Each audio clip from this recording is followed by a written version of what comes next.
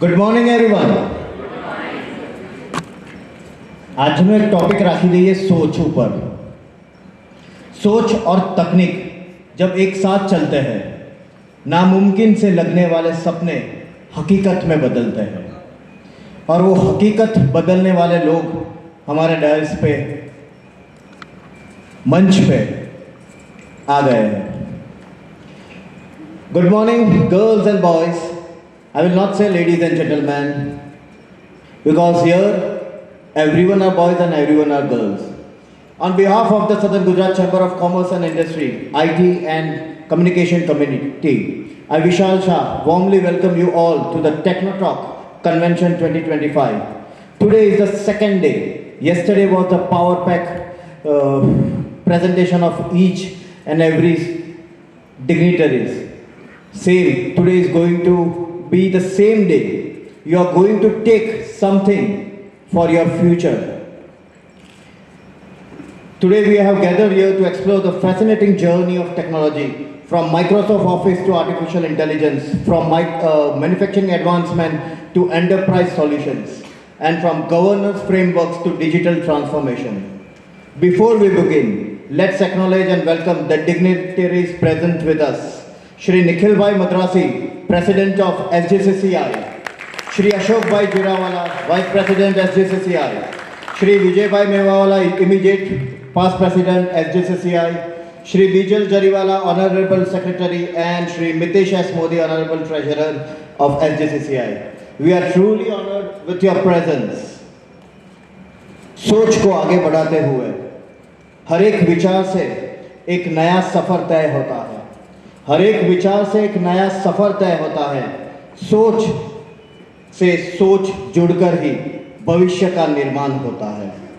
To begin the day's proceedings, now I invite our president Shri Nikhil bhai Madrasi to deliver the welcome address. Over to you sir. Good morning, आप सबનું हार्दिक स्वागत है। दोस्तों, ये एक नया प्रयोग है, एक नया एक्सपेरिमेंट है। हमने कभी सोचा भी नहीं था कि एक ऐसा विषय पे हम चर्चा कर सकते हैं जिसमें से आने वाले दिनों में उसकी बहुत ज़्यादा फलश्रुति हो सकती है। हमने हरेश भाई कलकत्ता वाला को ये विचार दिया कि मुझे कुछ इस विषय में करना है, और उन्होंने पूरा देश यहाँ लाकर खड़ा कर दिया। ये मेरे लिए बहुत आश्चर्य की बात थी, लेकिन बाद में ये आनंद और गर्व की बात है। So let's have a round of applause for Haresh Calcutta वाला फॉर हिज वैल्यूएबल कंट्रीब्यूशन। स्वागत है हम सभी वक्ताओं का जो पूरे देश से यहाँ पर उपस्थित हैं। हम कम संख्या में हैं, लेकिन आज हम ऐसी बातें यहाँ पर सुनेंगे जिससे हमारा भविष्य बदल सकता है। आप ऐसे दोस्त हैं, ऐसे एंटरप्रेन्योर यहाँ पर है, ऐसे विद्यार्थी हैं जो आने वाले कल का भविष्य है।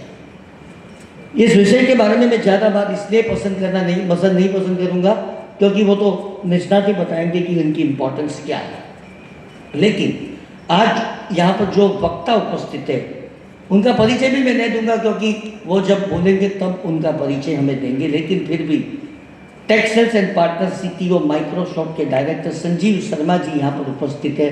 संजीव जी, आपका हार्दिक स्वागत है। माइक्रोसॉफ्ट कंपनी अपने आप में एक बहुत बड़ी घटना है। उनका नाम हमने सबने सुना है। ये ब्रांड है। मैं ब्रांड के बारे में हमेशा कहता हूँ कि हम हमेशा सर ऐसा बोलते हैं कि जेरोक्स निकाल के लेके आओ।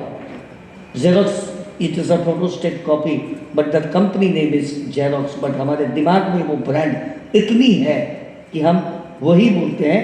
हम नहीं, सभी बड़े लोग भी यही बोलते हैं। This is called brand. Microsoft भी एक ऐसी ब्रांड है, और वो ब्रांड आज खुद यहाँ पर उपस्थित है। ये हमारे लिए अपने आप में बहुत बड़ी घटना है। जोरदार तालियां। तो हजीरा की पट्टी आप लोग जानते हैं।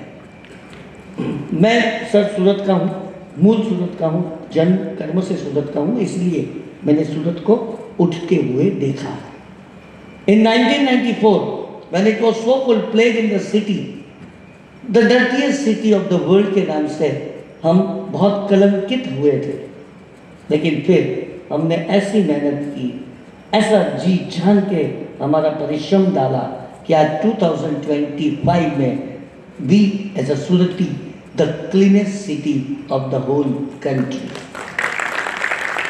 ये बात है परिवर्तन की। 94 से 2025 की जर्नी, 31 साल में हमने सब कुछ बदल दिया, लेकिन इस 31 साल में हजीरा पट्टी की जितनी भी मल्टीनेशनल कंपनी है, उन्होंने सूरत की शक्ल बदलने में बहुत बड़ा योगदान दिया है। और वो है, इनमें से एक है वो AMNS हजीरा की कंपनी, जहाँ से मैडम रेणुका कुलकर्णी जी उपस्थित है। रेणुका जी, आपका भी हार्दिक स्वागत। AMNS का प्रदान हम जानते हैं, इस देश के उच्चतम तक उनकी संरक्षण अपनी जो नीतियाँ हैं उनमें उनका बड़ा योगदान है।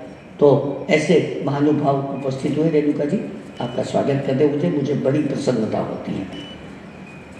ट्रेजिक्स एक ऐसी ऑर्गेनाइजेशन है जिसके चीफ डिलीवरी ऑफिसर यहाँ पर उपस्थित है। ये ट्रेजिक्स की ट्रेजिक क्या है, उनकी ट्रिक क्या है, वो तो वही बताएंगे। हरेश भाई के साथ आज चंद्रशेखर वेला गापुंडी जी यहाँ पर उपस्थित है।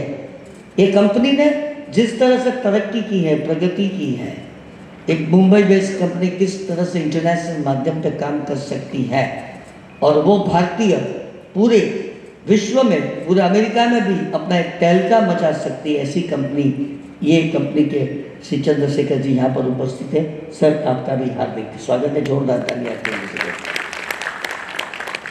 महिंद्रा एंड महिंद्रा, वही ब्रांड, टायर बोले तो, गाड़ी बोले तो महिंद्रा। ऑटोमोबाइल इंडस्ट्री में भी काफ़ी परिवर्तन आ चुका है।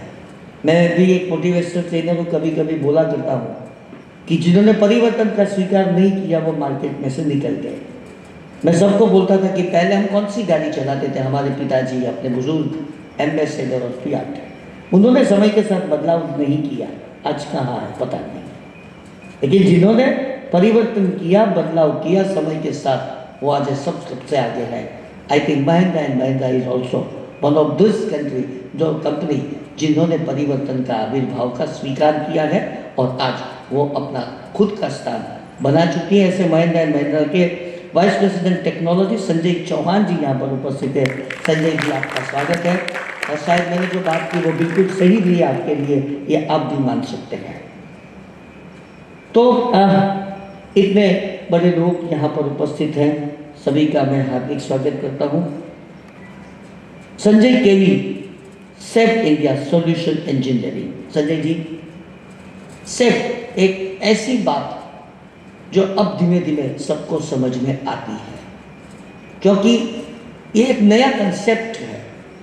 हम कभी भी बिजनेस चलाते हैं, मैं हमेशा बिजनेस लीडर को बोलता हूँ कि 3 शब्द आपको याद रखना है, और वो है मैनेजर, लीडर और एंटरप्रेन्योर। इन 3 शब्दों का भेद अगर आप समझोगे तो आपको जो बिजनेस करने में मजा आएगी वो कभी भी नहीं आएगी।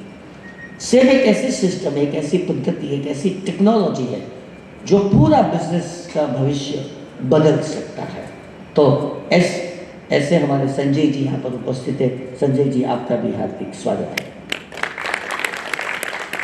Past President, Group Chairman, Managing Committee members, all the dignitaries, invited guests, members of IT and Communication Committee, representative of press and media, ladies and gentlemen. मैं ज़्यादा नहीं बोलूँगा, मैं सिर्फ चैम्बर के बारे में, हमारे जो मित्रों आए हैं यहाँ उसकी थोड़ी बात करेंगे। Sir, we established in the year 1940 with 4 members, and in 2025 we are a family of 13,500 members, along with the support of 150 associations all around from Umargam to Bharuch, and indirectly 2 lakh members of trade and industry are connected with this Chamber of Commerce. आप जिस premises में बैठे हैं, ये premises केंद्र सरकार और राज्य सरकार की मदद से हमें मिली हुई। 1,16,000 स्क्वायर मीटर जगह ये है। इसमें 1,16,000 स्क्वायर फीट का पिलरलेस एयर कंडीशन डोम है। वो डोम अपने आप में पूरे भारत में एक ही है, और चैम्बर ऑफ कॉमर्स के पास भी एक ही है। नवरात्रि के लिए ये डोम बड़ा स्पेशल है। 10,000 लोग एक साथ गरबा कर सकते हैं, और ये भी हमारे लिए भी सबसे बड़ी इनकम यही सर इंक्यूबेशन सेंटर है। ये जो हॉल आप देख रहे हैं वो निर्मला सीतारमण जी ने इनॉग्रेट किया था जब वो कॉमर्स मिनिस्टर थी।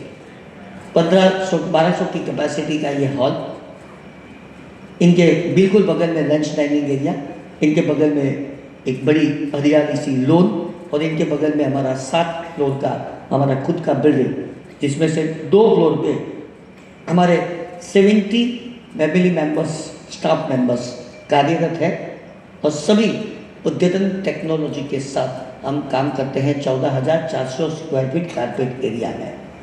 और हमारा जो पुराने धरोहर है संस्कृति की, वो है समृद्धि नानपुरा करके एक एरिया है, वहाँ पर हम पुराने ज़माने में बैठा करते थे।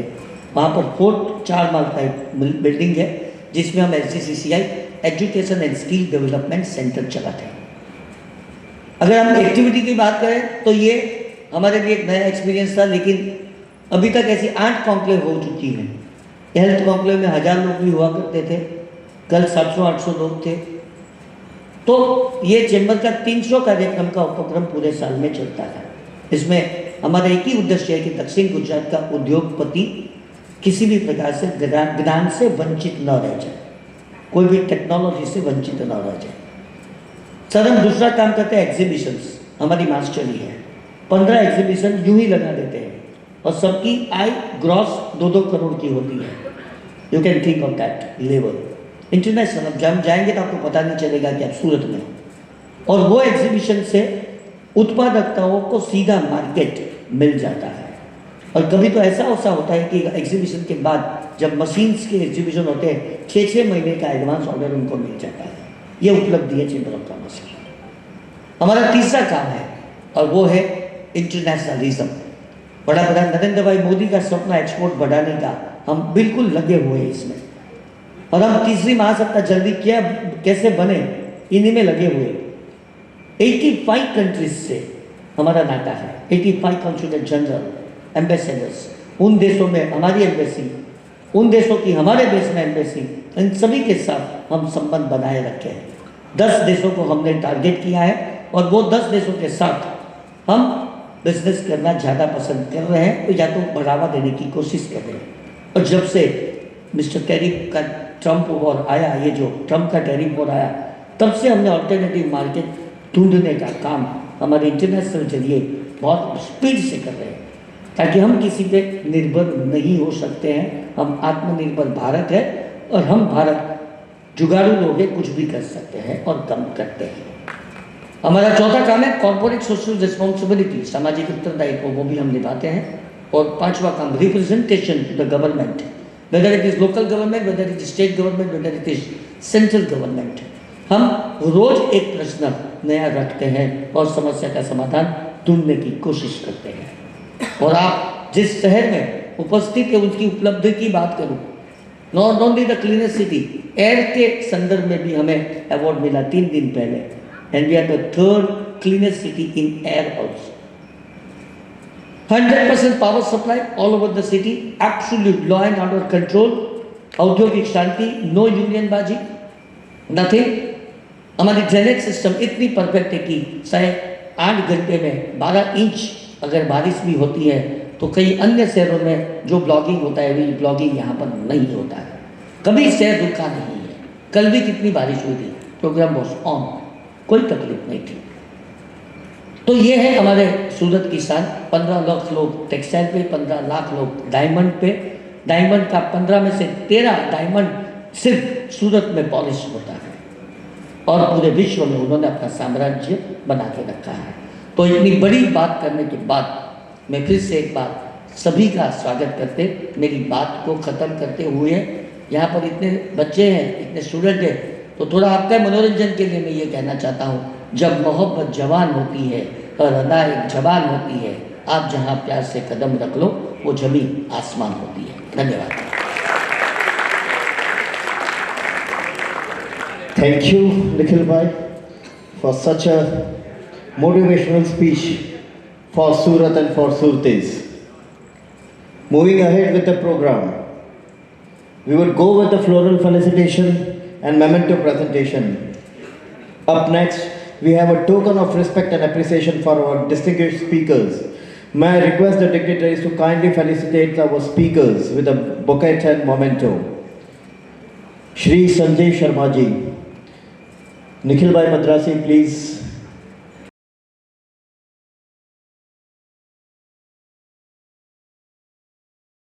Miss Renuka Kulkarni ji, Vijay Radaria, Sanjay Bhai Punjabi, please come on the stage.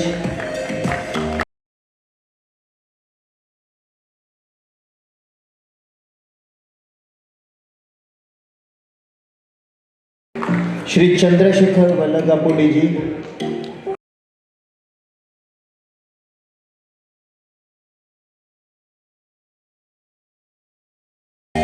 Shri Sanjay KV ji,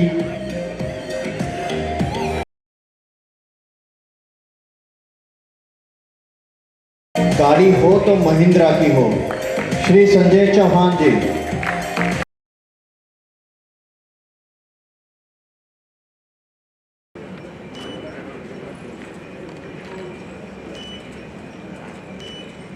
moving ahead with the program. We now move to the core of today's program, the Techno Talk. Each of our esteemed speakers will share their insights on how technology is reshaping industries, businesses and governance. Friends, technology has taken us from floppy disk to cloud, and some of us still miss the save icon without ever having seen a floppy in real life. Gen Zs. Welcoming our first speaker, it's my pleasure to invite him and to introduce him in front of you. Director and partner CTO at Microsoft India. He is a dynamic leader known for driving strategic partnership and accelerating cloud adoption across the ecosystem.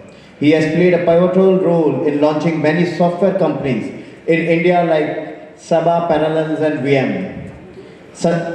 He is also a passionate mentor, empowering interns and peers, and a trusted voice in partner enablement, having spearheaded workshops and executive briefings across India and APAC. His commitment to innovation and collaboration makes him a true catalyst for growth in the digital area.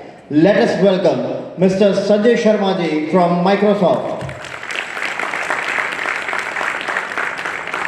Good morning, everyone. Thank you so much for coming in, and I want to really thank wholeheartedly to the chamber because it's a good opportunity for me to come to this great city, Surat, and to interact with all of you. My name is Sanjeev Sharma. I work with Microsoft last 12 years. I have 30 years experience in all, and I have a lot of respect coming to these chambers because I am a failed entrepreneur myself. Many years ago, I started a small IT company and ran it for 2-3 years but couldn't succeed. So I have tremendous respect for the entrepreneurs who have succeeded and who are trying to make it work because it's not easy to create an organization or a company and make it work. So a lot of respect for all of you sirs and madams. I have 30 minutes is what I've been told, and I'm going to talk about a bunch of things. I'm very happy to see the audience today. It's always great pleasure to interact with the youngsters, with the students, along with the people who have literally taken the business to the global heights. So topic that I wanted to talk about were actually two very distinct topics. And one was obviously coming from Microsoft. I have to talk about what's happening on the tech and the AI innovation today, and how all of you can leverage it in your day-to-day life. Second is about security. So if I find time, I'll talk about security, otherwise I'll post details and you can go through them in a while because both are extremely important pillars of the business today. I wanted to take a few minutes, though Mr. Chairperson himself spoke about it in a great detail, but I have my own point of view and Microsoft also has its own point of view. So we firmly believe it's not India's decade, it's actually India's century. How many of you are convinced with this idea? Right? It's India's century. And I'll tell you how this is coming about, and I will not take you through all the data points, but we are well poised to reach, to become the third biggest economy in the world. And just to put a context, in next 5 to 6 years, we will create a business size equal to what India is today. Just think of it, right? In the next 3 years, we'll create the business equal to the size of what we are today. So now, when we know that we are going to become so strong.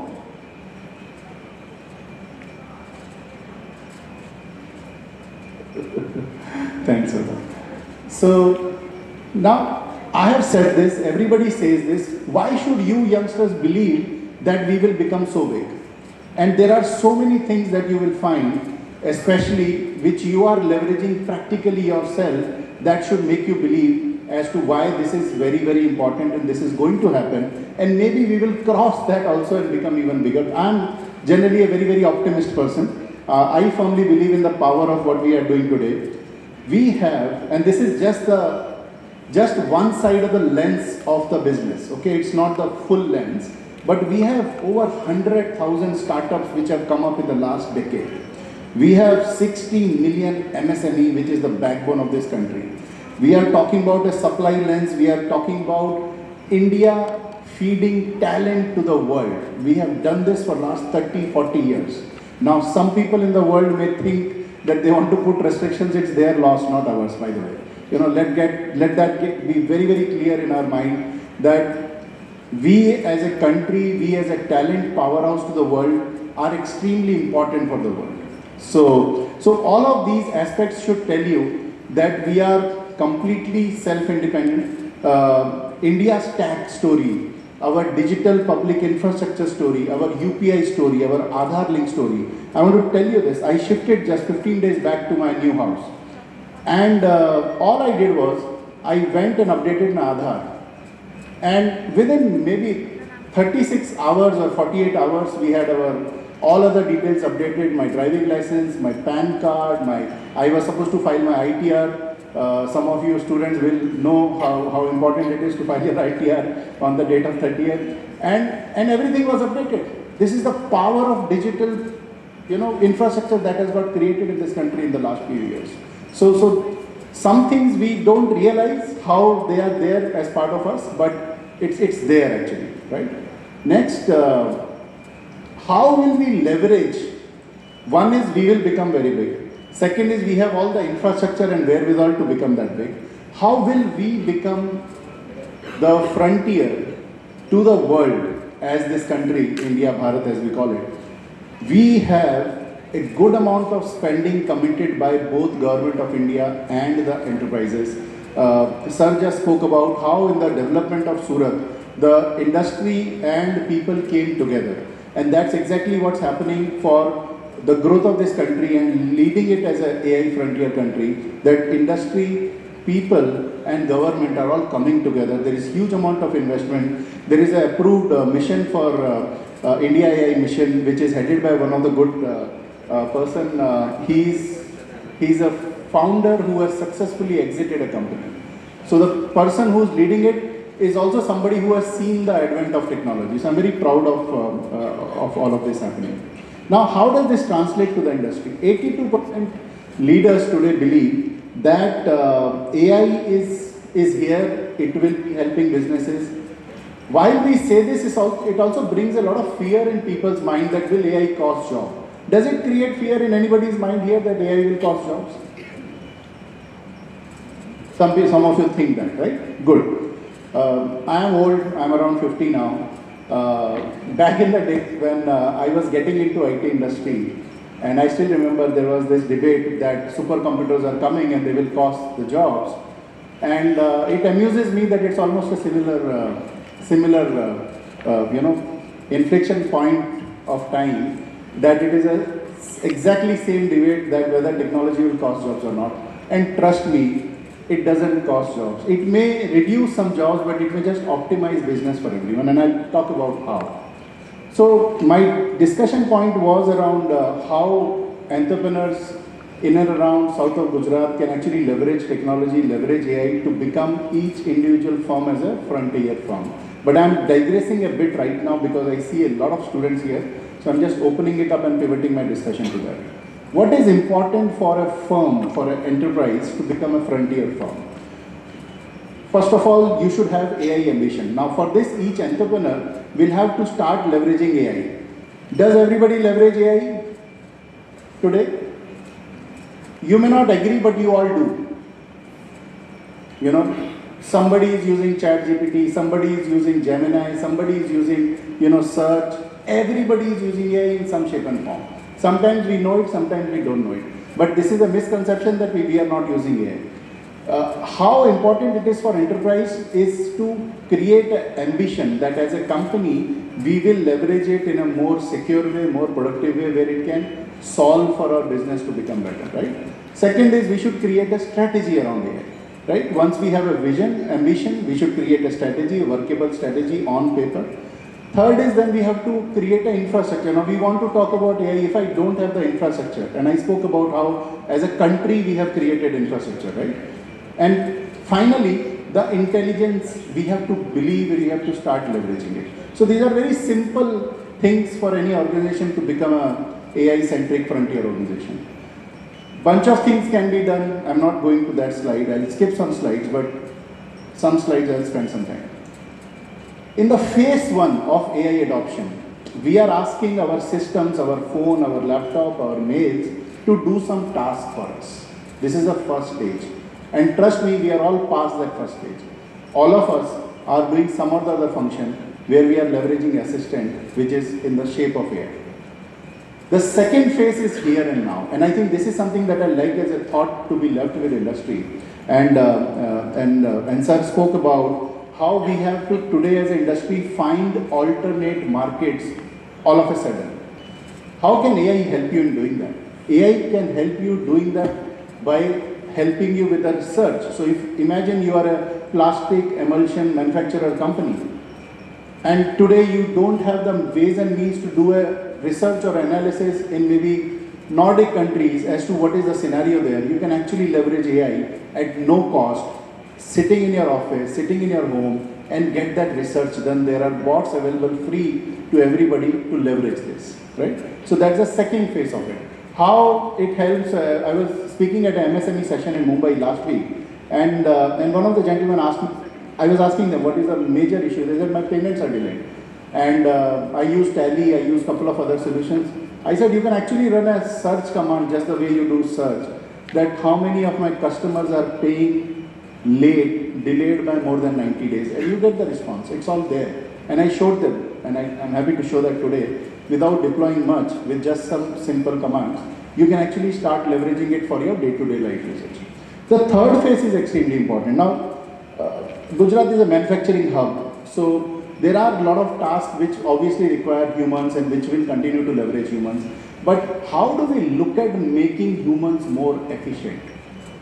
Right? So if a plant requires 40 workers to do a certain task, can we make 20 of them do that task and put another 20 to do something else? Increase efficiency of people, right? Those are the things which we have leveraged AI for, and increase the productivity, increase the efficiency, increase the security into that, and that is a very important phase in which we can leverage AI, right? I will skip this slide, but yeah, this is the one which is very important. So I was sharing with you that each of you can leverage AI. So obviously my salary comes from Microsoft, so I will talk a bit about Microsoft for sure.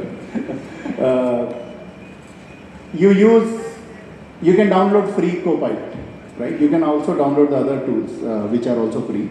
We have Perplexity, we have Gemini with the Samsung or Android phone, or if you have iPhone, they also have their own AI tools. But I will talk about, and you can take a cross-reference to this. So there is a chat option available to you today. The chat takes data from all the pool of data that you have available. So I am a very forgetful person as I am growing old. So I have a team of people who are scattered across India and South Asia. And I have to do a one-on-one sometimes, I have to do a team meeting sometimes. All I do is give some search command as to what was the things that my boss actually asked in the last week that I need to get details from my team about.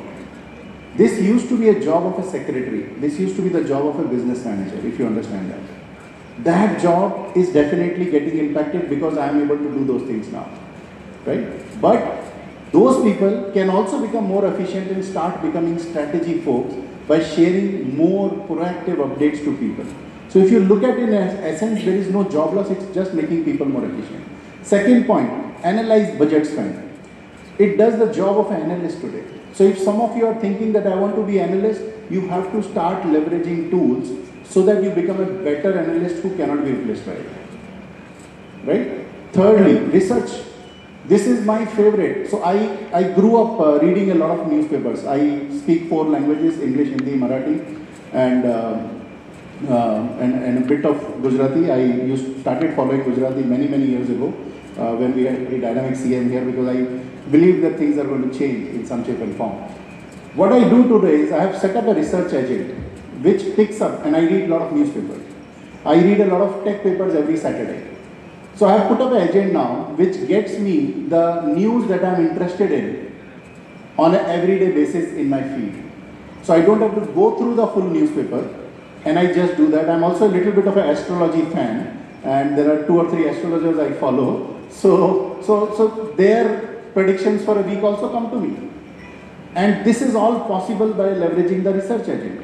Now, how does this help in a context of a business? Mostly the business is run by entrepreneurs, and they have very frugal team at the leadership, and they have large number of people who are working for them.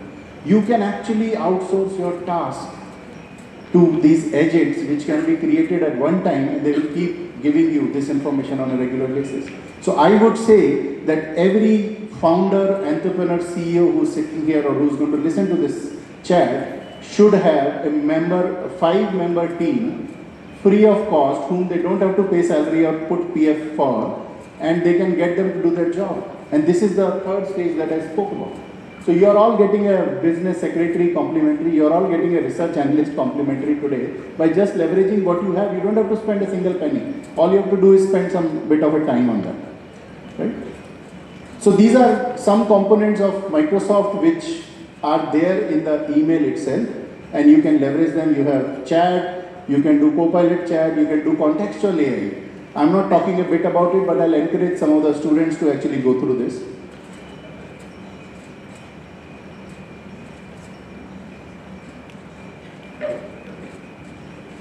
One of the very important things that is very relevant today, and this is a question to the business owners, did some of you face some issues in the last 2-3 years?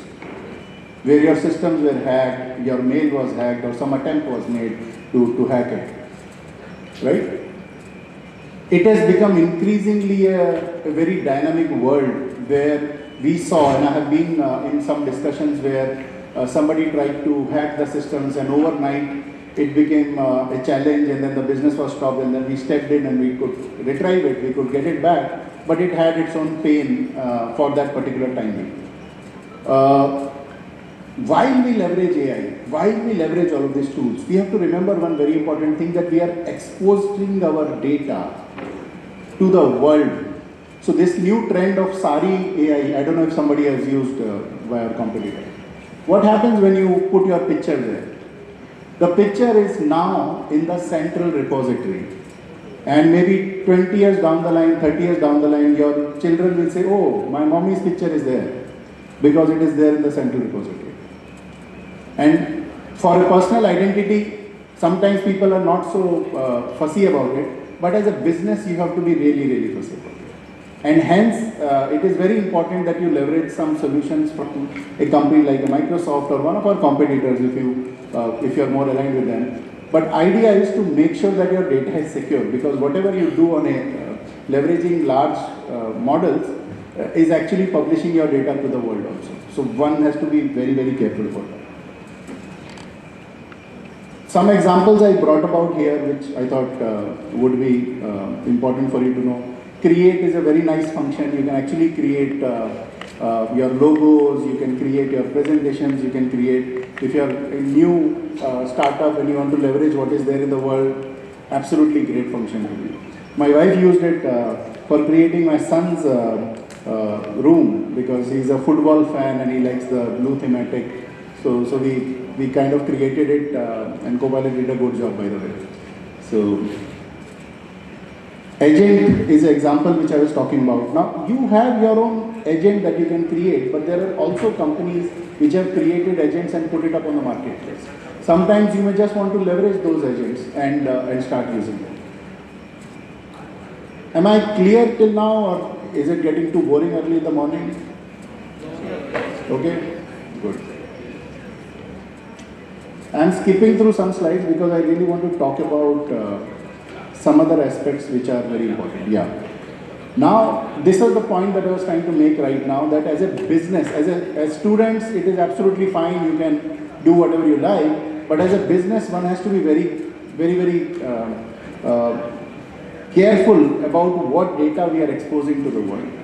And this is something that our Prime Minister spoke about, I think in the recent, it was in January actually, the startup forum when he was talking about, and I was very surprised to see he speak about identity theft and he speak about identity security, and immediately after that we had a lot of attacks from other countries where our businesses were targeted, and I could see that how our establishment is actually thinking beyond, and we as businesses also need to start doing that because one thing that's very important in this world is to ensure that we are securing ourselves. Some of you may think that, oh yeah, my business is pretty regular and it doesn't need a lot of security, but I'll tell you what, the cost of security is known when we don't have it. So students may not have opted for insurance, but people with little bit of grey hair have opted for insurance, and we know how and why we bought insurance. You know, Life Insurance Corporation of India, it's one of the largest companies in the world. We bought insurance because we fear something or we are planning better. So it's a combination of those two. So it's very important for us to protect our businesses, ensuring that security is done. There is a lot of other risk of continuity. So we will see that there is an AI sprawl and a lot of startups are coming up and a lot of people are using. We have to be using a lot of technology and coming to us with good solutions. It's very important for us to know what they are leveraging at the back end, because if there is a good solution which is using some free tool, then that comes and bites you in the way that you can't imagine. I don't know how many of you realize there was a blue screen attack. You know, Microsoft went down, CrowdStrike went down, and the airports were disrupted, largely in US, not in India as much. But there was a time in evening and a lot of disruption happened. We later on realized that it was just a patch update by a very sophisticated security company. Now, the point to note here is that even with the best of the breed professionals working with the best of the breed technology, there are people, unsocial elements, who are trying to disrupt the flow for whatever may be the reasons. So one has to be really on the watch to make sure that we are taking care of our security. The final point, and this goes back to what Sir spoke about in our corporate social responsibility, is how ethically are we using our data? Right? It's very important. So as a chamber, today chamber is very careful that we want to make sure that there is a corporate social responsibility. They do bunch of exercise, they do bunch of activities.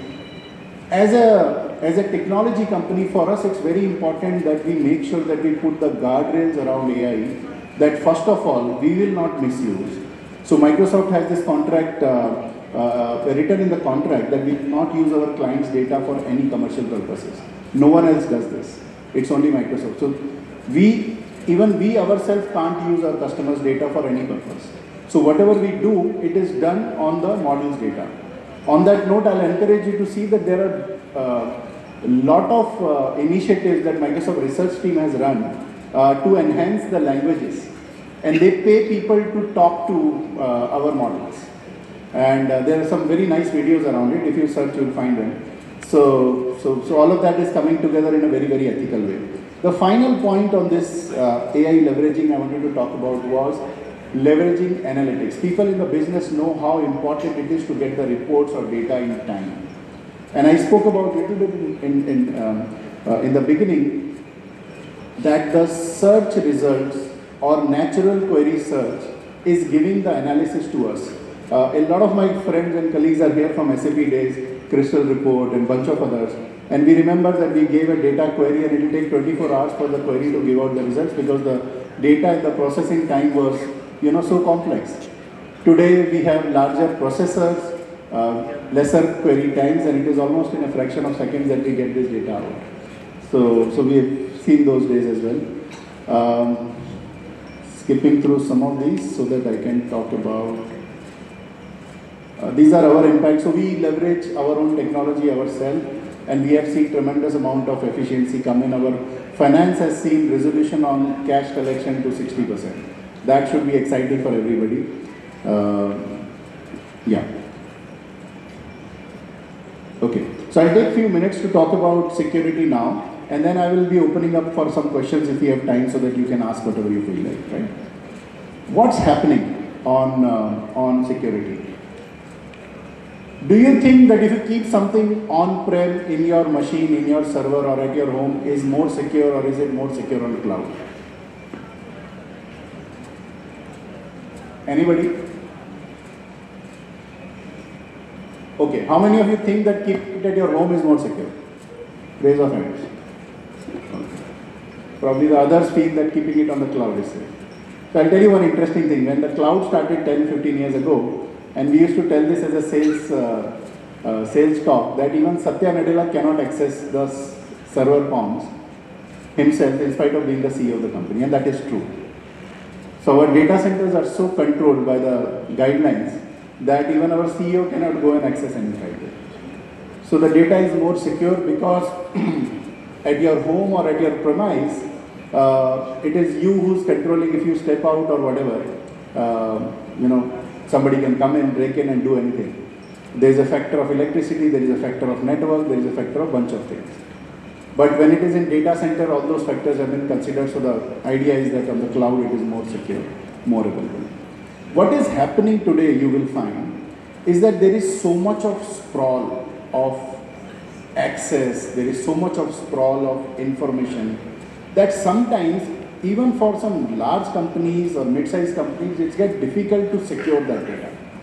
On one hand. On the other hand, there is a good amount of threats that are coming in. We get scammed by the fake calls, somebody is calling, a lot of those things have happened. As the technology evolves, the antisocial elements also evolve. So there is always an increasing threat that's coming in. How do you try to figure out a balance to solve all of this? What we as a company have realized is that all of this is actually, these are just the numbers on how many attacks are coming in every day. It's very, very astonishing. But good part is that we are saving all of this. So all of the security is coming down to yourself now. And identity has become suddenly very, very important aspect. Identity management has become very, very important aspect. How you give access to your people, your workers, is become very, very important. The business entrepreneurs already knew always that the finance files are with the owner or with the finance or the CEO. The business sales data was with the sales team. Now that segregation has become even more important because you can search and you can get access to the other things. So hence, identity, single sign-on, all of these are very, very important points today. Right? So I would really urge everybody, it doesn't require, by the way, a lot of efforts or cost to manage identity, but the cost of not managing is just too much. Right? So a bunch of diagrams I've shown, they can be done. I'll just go to the final point. Yeah. So you should make sure that you are blocking sharing for some access. In fact, I was trying to give my presentation right away, and the Microsoft laws required me that it took me 5 minutes to actually first relabel that presentation that it is not confidential data, then I had to share that I trust this organization, and then I could share. It takes a bit of hassle, it is painful sometimes, but trust me, it is for good, because ultimately it means is that no data is going without information of the company. So it is in our good, right? And yeah, one last point on that is, there is a service available where you can actually, as an organization, check your security score.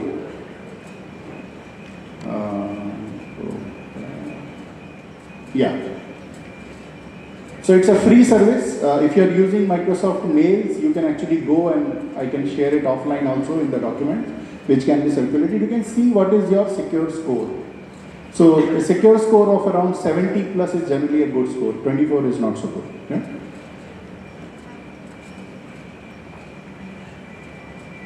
We are doing so much. So this is one interesting point I want to leave you with before I start asking questions. Because Microsoft runs email, and we also maintain one of the largest clouds in the world, we as a company are the ones who are the first target for all antisocial elements around the world. You hack into any corporation's email, you hack into a country's email, and you get everything. So what do we have to do to make sure this service is live, up? We have set up so many centers, which I am not supposed to speak about, around the world, which work very proactively on what could be the next threat. You get this in the news sometimes that, okay, Microsoft, this thing is down, but that news comes probably once or twice in a year. To run these services 365 days, 24/7, with just maybe one or two glitches, is a phenomenal task, and it requires a lot, because all the antisocial elements want to make sure that they're trying to get access in some shape and form around the world into this and hack into this. So mailing taught us a lot, which we have leveraged on the cloud also. So many attacks, and I've been private, so I was leading compliance in my previous role, and I got access to some reports, and I was like, wow, so much happens which we don't even come to know. So maybe some of you are in your college, some of us, I was in college, you want to hack into the attendance system and make sure that all the attendance is marked positive. Those are smaller things we do. Back in the days, we didn't have systems, we had peons. So we had to take them out for tea or coffee or vada pav in my place where I get engineering from, to make sure that they do help in the attendance marking. Those were smaller things. In the larger context, when you look at it, it's much bigger. And the extent of things that I'm seeing today is really phenomenal. So this is very, very important point I wanted to leave everybody with. With this, I'm at the end of my discussion. I wanted to keep some time so that at least 5 people are able to ask questions. I'm not stepping down from here without 5 questions being asked. You can ask me my favorite football team also. That's okay to ask, but at least 5 questions, please. Who's going first? Yes.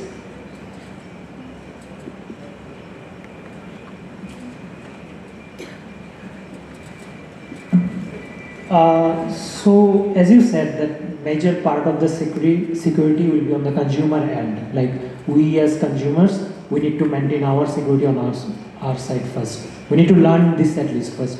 So, do you see this as a major problem right now that can be solved with some kind of product or something?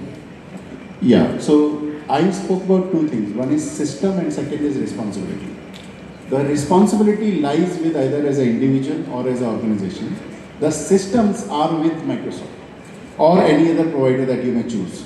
So if you are choosing a provider, you have to be sure that they are keeping your system secure. In the context of leveraging AI, it becomes even more important that not all your billing data gets published somewhere. Right? Or if you are in the process of developing IP, Gujarat is known for innovation. If you are developing some IPs, searching, leveraging AI, be very, very sure that you are secure. Yeah. So the thing is, a lot of companies, like even Microsoft says that we take care of your security. But as a consumer, for example, if I'm doing an IP, still I'll have some kind of confusion. Okay, what if something goes wrong with the company that is committing with that particular thing? So do you think this gap here can be breached with some kind of product, or do you even see this as a problem? No, I don't see it as a problem, honestly. And I'll tell you the reason why. The reason is that we are taking ample care. The reason I gave these examples was to convince you that you don't worry, we are taking care of it. So when you put your data on Microsoft, be rest assured. When you search leveraging Microsoft, your data remains within your programs. I think around 18 months back, I was in a panel in Mumbai, and one of the CIOs of a big firm asked me, he said, what if I search and the data goes everywhere? And I said, sir, there is just one button, that whether you search on internal system or you search on the web. And that choice is like instant. And then we showed them, and they deployed it across enterprise. So the choice is yours. It's with the consumer. Got it. Thank you. What's your name? Yeah, Vishal Rai. Thanks for asking the first question. Who's the next one? 5 questions, people, quickly. 4 are remaining. Yes. Yes, thank you, sir, for asking. It will be good to know your name first, sir. Yeah, good morning. I'm Bhavesh Zaveri. I wanted to know, I think so, OpenAI and others are leveraging Microsoft's huge compute and those kind of infrastructure. So currently many things we are using for free kind of in the AI arena. So how is Microsoft going to get the money back for sharing such a huge infrastructure for this event kind of? So on a lighter note, my salary is very less. So they say it's beyond my pay grade. But I think there are commercial models.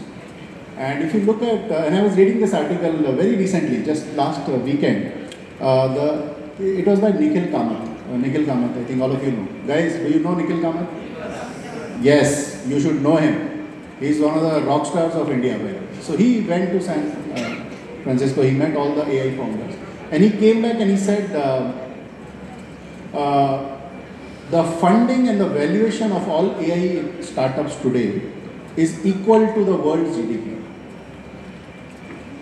And he said, how is it even possible? And he was questioning it. Nobody had the answer. But I think the potential of expansion of the business is so much that nobody is worrying about the monetizing models. In context, the 10-minute deliveries across India that we see, right?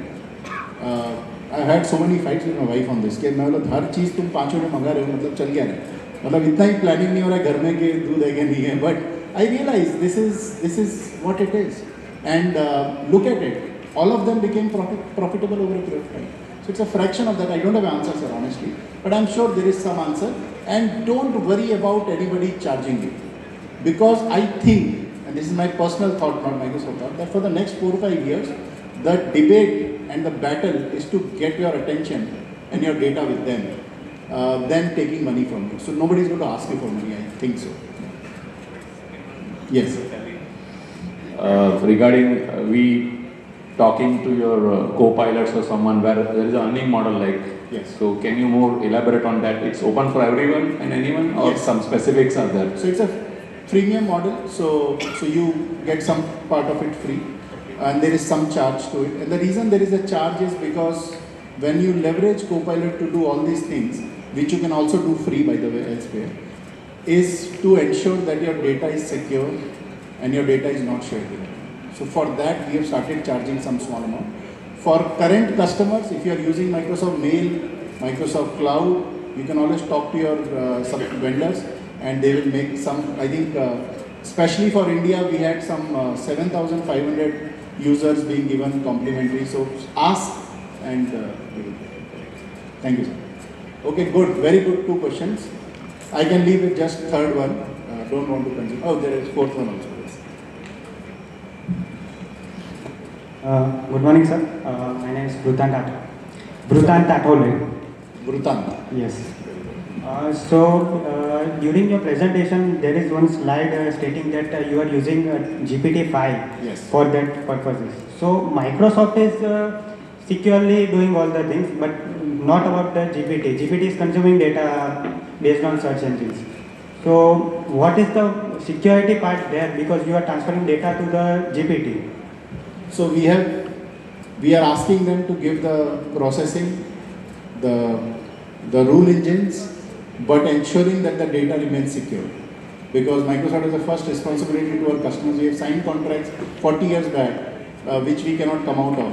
So we are making sure that you get the best of GPT-5, but at the same time your data is remaining within your customer. And being from an IT industry, we are on daily basis we are transferring the module information for the positive or negative test cases being generated by the agent. So what are the things need to be kept in mind while transferring the critical information about the modules which we are developing on a product basis? Not sharing your confidential data is good. That's about it. I think as students, if I was at your age, trust me, I wouldn't worry about it. Because ठीक है मेरे तो bank में उतने पैसे भी नहीं होंगे उस टाइम पे कोई ले लेगा क्या ले लेगा don't bother too much about it. And something that this land is proud of, we have to take risk. What was that risk है तो इश्क है? What was that serial? Somebody, right? Scam. नहीं scam के लिए तो नहीं, but you know. But if you take risk, then you succeed, because otherwise you learn. In fact, Harish bhai, yesterday I was talking to him over dinner and he was making a comment about it. He said, you know, either he was talking about one of the big deployments he had done, and he said, हमने सोचा कि या तो जीत ही जाएंगे या तो लोग सीख लेंगे. And I think that's the attitude that you guys should have. Thank you so much. Sir. So I have two questions. We start with first. So according to you, how much vulnerable are the MSME of that cluster where the technology penetration is very less? Then I'll go for the second. I think a lot. And not from a sense that it's a fear to the business, it's a sense with a fear to the growth. The companies that will grow or that will outlive others are the companies that are using technology for their benefit. And it is very important, and the impact is very high quantum for MSMEs. So just imagine that there are 5 companies who are doing the same thing, and one leverages technology better to go after the newer geographies.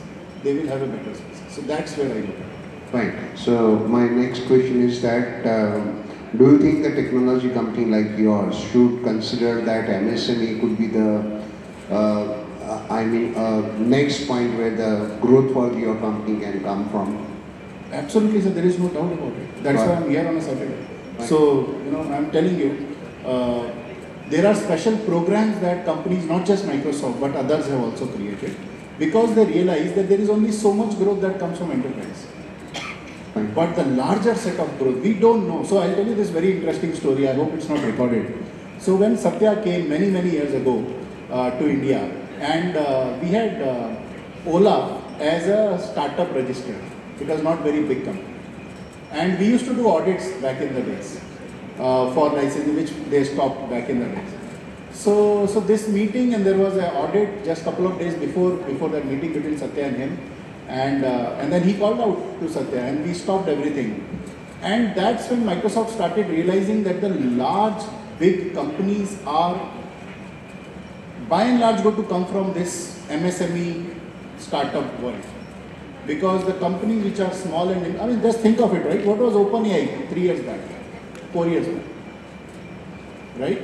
So there are so many companies which are so nimble. So what is Perplexity? This founder is, we are so proud, he is an Indian. And he has created such a large company, he's thinking of buying Google's Chrome today. I mean, who would have thought that that an NRI may be making a claim to buy Google Chrome tomorrow?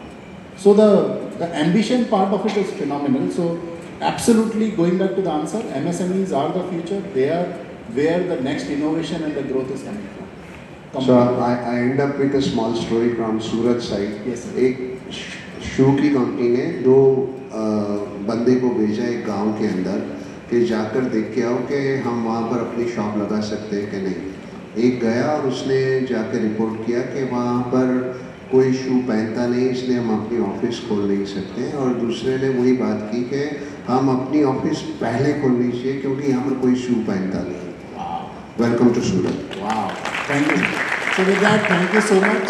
I'm really grateful that I could get to meet all of you and interact with all of you. Thank you so much. Thank you very much, Sharma ji. I'm fond of Microsoft product, though running on Macintosh. हमारी as ने Microsoft Windows 3.1 को देखते देखते हम बड़े हुए हैं और आज कितना एक्सपेंशन पे है। सो माइक्रोसॉफ्ट एक पैशन बन गया है। You people would agree with it कि it's very easy to operate, चाहे वो वर्ड हो, एक्सेल हो, पावर पॉइंट हो। चैट जीपीटी हम करते हैं for getting the results, specially students. हम लोग चैट जीपीटी भी करते हैं, उसके बाद जेमिनी भी करते हैं, उसके बाद परप्लेक्सिटी भी करते हैं, पर सही जवाब के लिए को-पायलट तो करते ही हैं। Thank you very much sir. So moving ahead, manufacturing it's just about machines anymore. It is about smart technology making those machines even smarter. Hindi में मैं अनुवाद करूँगा। मैन्युफैक्चरिंग में अब सिर्फ मशीन का नाम नहीं रहता, स्मार्ट टेक्नोलॉजी से अब तो मशीन भी स्मार्ट लगते हैं। ऐसे ही एक स्मार्ट पर्सनालिटी हमारे बीच मौजूद है, हमारे ही सूरत से। AMNS Hajira plant se. She is a program manager and lead strategic projects. Let us welcome Miss Renuka Kulkarni. Over to you, ma'am. Good morning, everyone. I'm not sure it's 12 o'clock or what, because we were so carried away by the nice presentation by Mr. Sharma. And I mean, just to add what Mr. Sharma has told about Microsoft technologies, I would rather cover how we can utilize these new age technologies in the manufacturing sector. And we at AMNS, we are using most of the technologies which he has talked about, right? Some of the technologies we are started, but most of the functionalities we have already started. So, I'm Renuka. I'm in AMNS like ArcelorMittal Nippon Steel. Also, it was Essar Steel, and I have been there since last 22 years, and I have seen the entire expansion. So when I joined, so it was only one plant, and then through the years I have seen the revolution in terms of expansion and in terms of technology. I have been part of IT since then, and I have seen like how the technology is being used. And IT is not just a function of support, like where only the records are kept and only the service.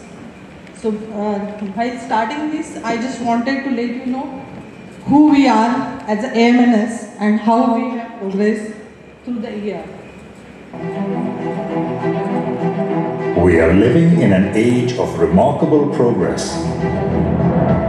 And India, a $5 trillion economy in the making, charts an unprecedented growth trajectory. The emergence of a new India is fueled by technology and the materials that go into its making. Steel is one of the few materials that is completely reusable and recyclable, enabling it to power the circular economy of the future. However, it must evolve and become smarter and increasingly sustainable. As a joint venture between the world's leading steel manufacturers, ArcelorMittal and Nippon Steel, we at AMNS India have an inherent stake and clear responsibility in its transformation. It is therefore our goal to help build a better world with smarter steels. Our pursuit of diversity and inclusion is relentless. We are a committed partner to the nation, and our growth story will be purposeful, inclusive, and sustainable. We firmly believe New India deserves new steel. We are ArcelorMittal Nippon Steel India, makers of smarter steels, brighter futures. Yeah. So this is what AMNS is having contribution in the large, the world's highest roads. If you see roads or the big infrastructure, it is right from the Chenab Bridge and what not. Even you must have seen like this time the Olympics, these rings, those were placed on the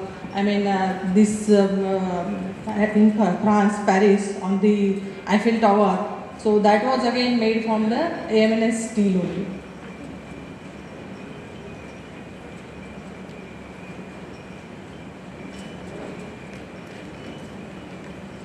So, if you see, today no board discussions are complete without the newest technologies.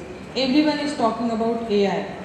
So, what AI really means is, and if you see, like these technologies are there, but how to use those technologies for us, and the choice of right technology is where we have to really think of. I will just let you know one story. When last year I was traveling to Europe, and that time I met one young boy who was son of a very well-known industrialist from Gujarat only.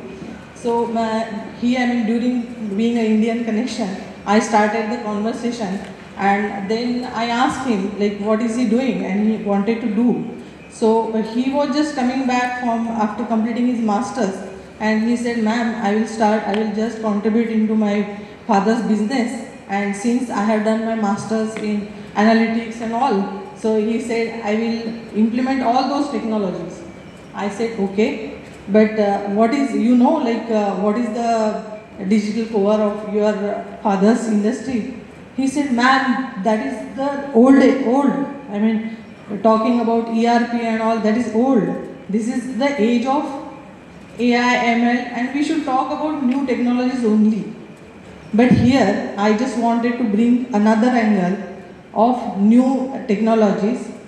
What we have to do as a manufacturing, or since majority of you are from students or you are from college, so what is important is, let us not get carried away by shiny technologies.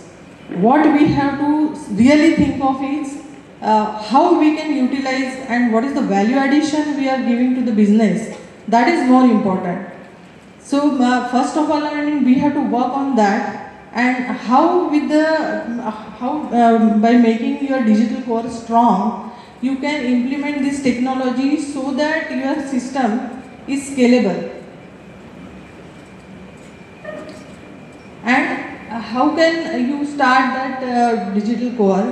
So, the first step here is to identify the problem and then build from the bottom. You have to work on your workforce, you have to work on your processes, and if you talk about, if we connect it with our next generation technologies, so OpenAI or agentic AI, so it is very open and very horizontal. What we have to do as a employee, industrialist or leader, or even the student when you join as a fresher in any company, so what we have to do is just identify that problem, do the horizontal analysis, and see how the next generation technologies can be utilized there. And then the training to your employees is very, very important. Your employees has to be ready for the change. Why it is very important? Like the new breed, like you are very much interested in doing the new technology. But what is lacking from you? When you join, so at that time, what is lacking is domain knowledge. And the old people who are there since years in the same industry, so they are very rich with the domain, and you are rich with the technology. So we have to have that mix of people and train them and prepare a group who can be easily available for this new age technology implementation. And then don't just train, but they have to be they have to be driver of these new technologies. And as an organization, from leadership support, we have to make this change management as a priority for whole organization. And we have to stay strategic as well. And this is what exactly we have done in AMNS. So what we have first worked on, we worked on our making our digital core strong. The first step of making your digital core strong is to have everything on cloud. Mr. Sharma just now spoken about taking everything on cloud versus your systems or your landscape is on prem. So the first step is to migrate to cloud. And by migrating to cloud, you are ready with the scale, you are ready with the security, you are ready with the high availability. So first step is that migrating everything on the cloud. And where we started on that is, our journey is started from 2021, not only for migration, but making our processes strong. So each one of you have to think of, if you are joining or if you are already part of that manufacturing locations, so what is important, and I am insisting again and again, being a part of manufacturing location, what we have to work more is on making our digital core strong first. And how we can make the digital core strong? At ArcelorMittal, what we have done, we have made all our processes harmonious among all the locations, so that we have common template which is easily scalable. So we have worked on that, and by doing that, while doing this, we have also ensured that we are using newest technologies like SAP HANA or SAP RISE, and then with that it is not only using normal SAP, since SAP people are also here, so it is using the cutting edge technologies from SAP itself. And by doing that, ArcelorMittal was the first who is doing or who is adopting newest technologies from SAP product itself. So if you see, like SAP's many products we have used, and we were one of the first, and we got a lot of awards as well for this. And what comes next is, once you are ready with your digital core, the next step is to have, to cover all the functions. It is not only operations, or it is not only your network or your infrastructure, but you have to cover all the functions, whether it is operation, whether it is HR, whether it is enterprise-wide your initiatives, if you have multiple entities in your organization. So how this can be completely transformed to entire entities, and the same way in the finance, sales, and everywhere you have to cover. And you just not wait like sequentially, I will do first operations and then we'll go to sales and marketing. So that's not the case. We have to horizontally work on everything. And that's the, revolutionary change you can bring into entire organization. And here is the glimpse of some of the initiatives which are already in pipeline or we have completed across the locations. And third thing is, I talked about making our digital core strong, making our processes strong. How can you bring in your entire function into the picture so that entire function can be covered. And then what comes next is your ecosystem. So we have to make our ecosystem strong. And what I mean by ecosystem, you have worked on your employees, you have built your own workforce, your old versus new mix of employees. Then the next step comes is again building the ecosystem stronger. Ecosystem means whatever the outside customer facing or inbound, outbound, your interfaces, your suppliers, your customers, your other partners, vendors.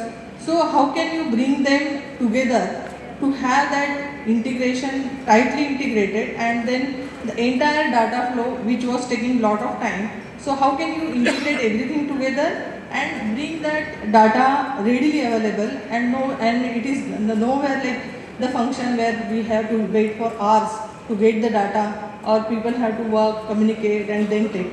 So we have to work on that particular function as well. And for that, this is just the example like your import-export processes. So import-export processes, we have Trezix is the solution which Mr. Chandra will talk. So, but if you can see how much we have done. So for import-export, if you see that entire documentation was offline earlier. But with the solution, with this solution we have everything together and you can see the benefits. Then digital compliance. No one can stay away from your compliance, like your GST return filing, your e-way bills, your invoices. So no one can stay away. We have to have robust solution for all this compliance. So here also we have a very strong ASP GSP solution, and with this everything is automated. If you see the scale, we have around 83 plus invoices per month, 83,000 invoices per month. So it is not possible to have manual tracking of this much e-way bill invoices manually. So that's where we have to have a robust system. We have to have this collaboration with customers, and then that way, the compliance we have to ensure. And again, I will talk about the ecosystem only. With the customers, what happens is, this is again an award-winning solution where we have even a Global Innovation Award for AMNS here, wherein we have transformed complete, the customer talking, how we talk to our customers. So here we have used SAP's Commerce Cloud and SAP's this configure quote and price, that is CPQ and Commerce Cloud. So with this, what we have done is, your entire quotation history will be captured here with CPQ, and we have real time this product price, everything available to our marketing executives, through which when they facing customers, so at that time they have entire information available, which earlier they have to dependent upon the local team, and then they used to talk to them, and then only they will be able to quote something to the customer. But that's not the story now. So they have everything available on the fingertip. They just have to ask the requirements and they can quote there and there itself. That's the transformation we have brought. And then talking about this Commerce Cloud. So Commerce Cloud, again SAP solution within SAP, and though it's a separate module. So here we have basically covered this B2C customers. We have a platform, we have given them platform where they can see their own, how many, their own invoices, their status of their orders, all the documents, their TDCs and everything. So all the documents at one place they can see, they can place their order, they can ask their queries. So lot of the customer facing, queries which were coming to our team, so that has been gone.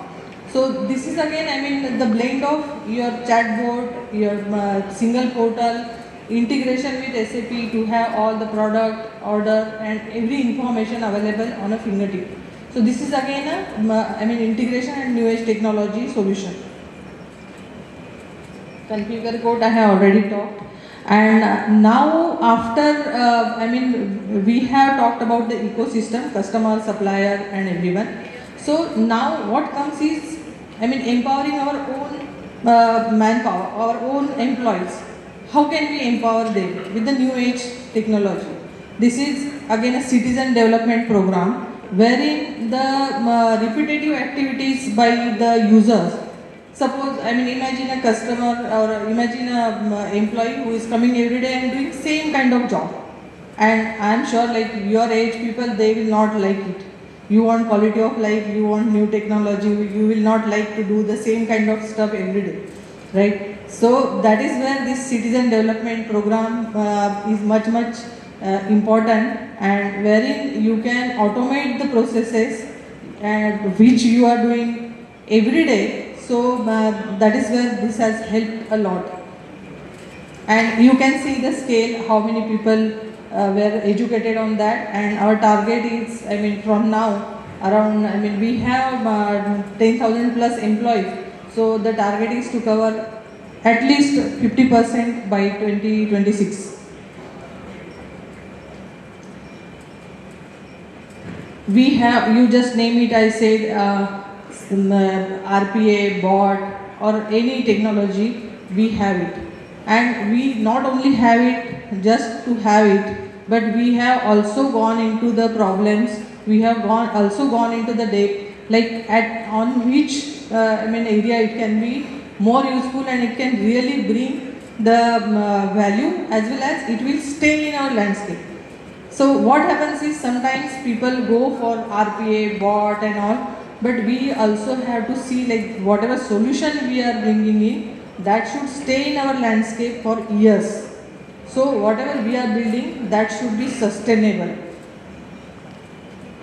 So from that perspective, this is the one example wherein we have done RPA process, robotic process automation for working capital, and that was regarding your inbound invoices. How can we do that invoicing to billing process done? And here you can see like the job of 7 to 10 days that has been done in 2 days. The same way on logistic dispatch operations, what we have done is here again we have gone paperless. Earlier there were Earlier there were 4 to 5 copies. One is for transporter, another is for security person, another one is for bank. So lot of, most of you are, since you are students, most of you are students, but those who are industrialists or who are the leaders, they know like, printing 4 copies, making those records. So that is a time-taking job. I hope I am not making it boring. I am just keeping it simple, and how you, when you enter into manufacturing industries, how you can make use of these technologies to which can be available and which can be sustainable solutions. Because whatever solutions you are making, it is just not for a learning purpose. In college, you might be preparing some project and you are happy, oh my project is run, code has been run, marks has been done, oh it's okay. But here it is not like that. When we are working in the manufacturing locations or any industry, so whatever solution we are giving, that should be sustainable. It should stay in the organization, it should benefit the organization for years.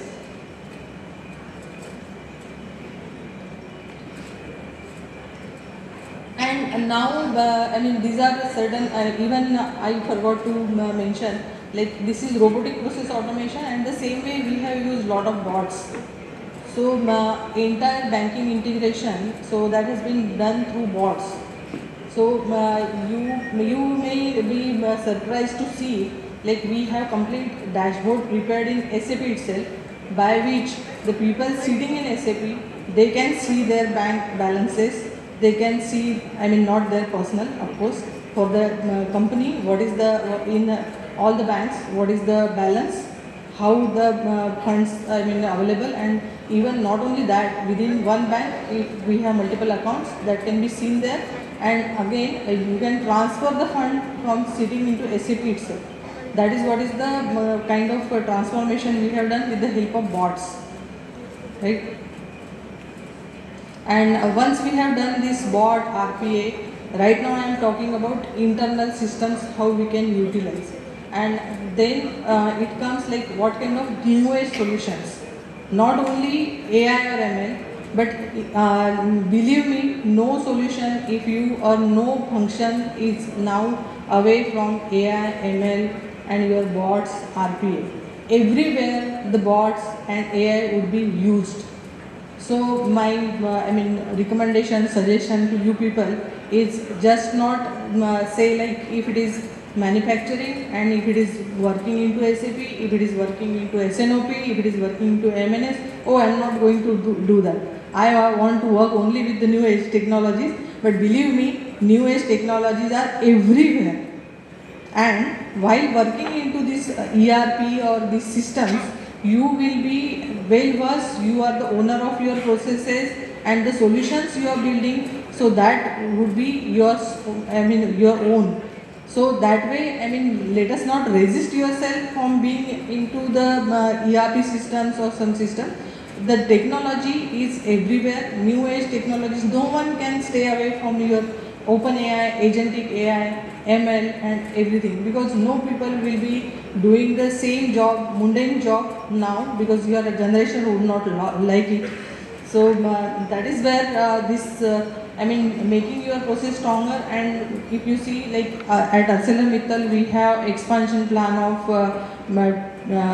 toys by next couple of years, and then by 2030, so we have expansion of, it is 5 times the the capability which we have right now. So that way, we have to have the solutions which are easily scalable, and this SNOP is one which will help us in planning. So so far what is happening is this planning is done for the entity by entity. So this complete SNOP solution will bring in the exhaustive SNOP planning. And these are certain modules wherein your demand forecasting, your order promising, your planning integration, so everything will be done. And for that, we also have collaborations with multinational partners who are, world's top 5 partners in the same function. The same way, MES help us to have this planning as well as scheduling of your production. So here again you have lot of new technologies coming in within MES, which will have your plant locations, I mean the entire expansion would be scalable, and it will have your plant locations, and this again has lot of modules. So you can see scheduling here again, the yard management, then integration with level 2 PLC SCADA. So this is the typical function, but with the new age technology.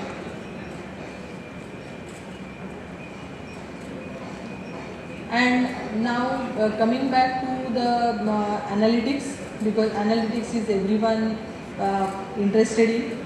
So with this, I mean, you have your digital core in place, your ecosystem is in place, you have your people training done, then the analytics MIS reports. So there also, that is also not untouched. So you have to have the dashboards for your senior management, as well as the reporting MIS for your second leadership and the people who are working day to day on those particular functions.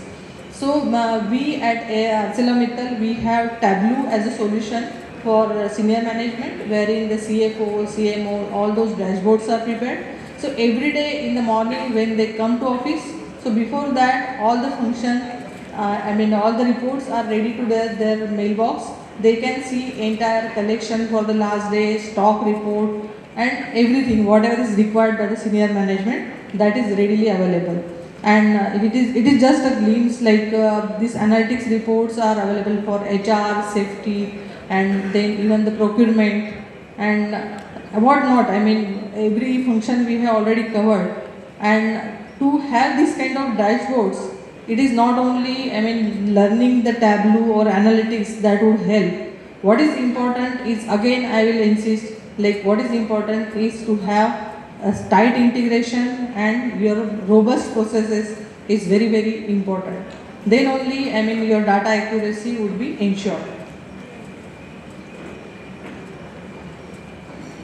Now, coming to this operational excellence to transformational leadership.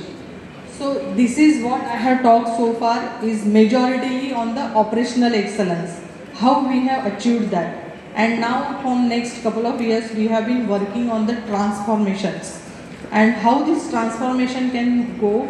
Of course, what we discussed just now is digitalizing our internal processes and shaping the future and thinking what no one has thought so far.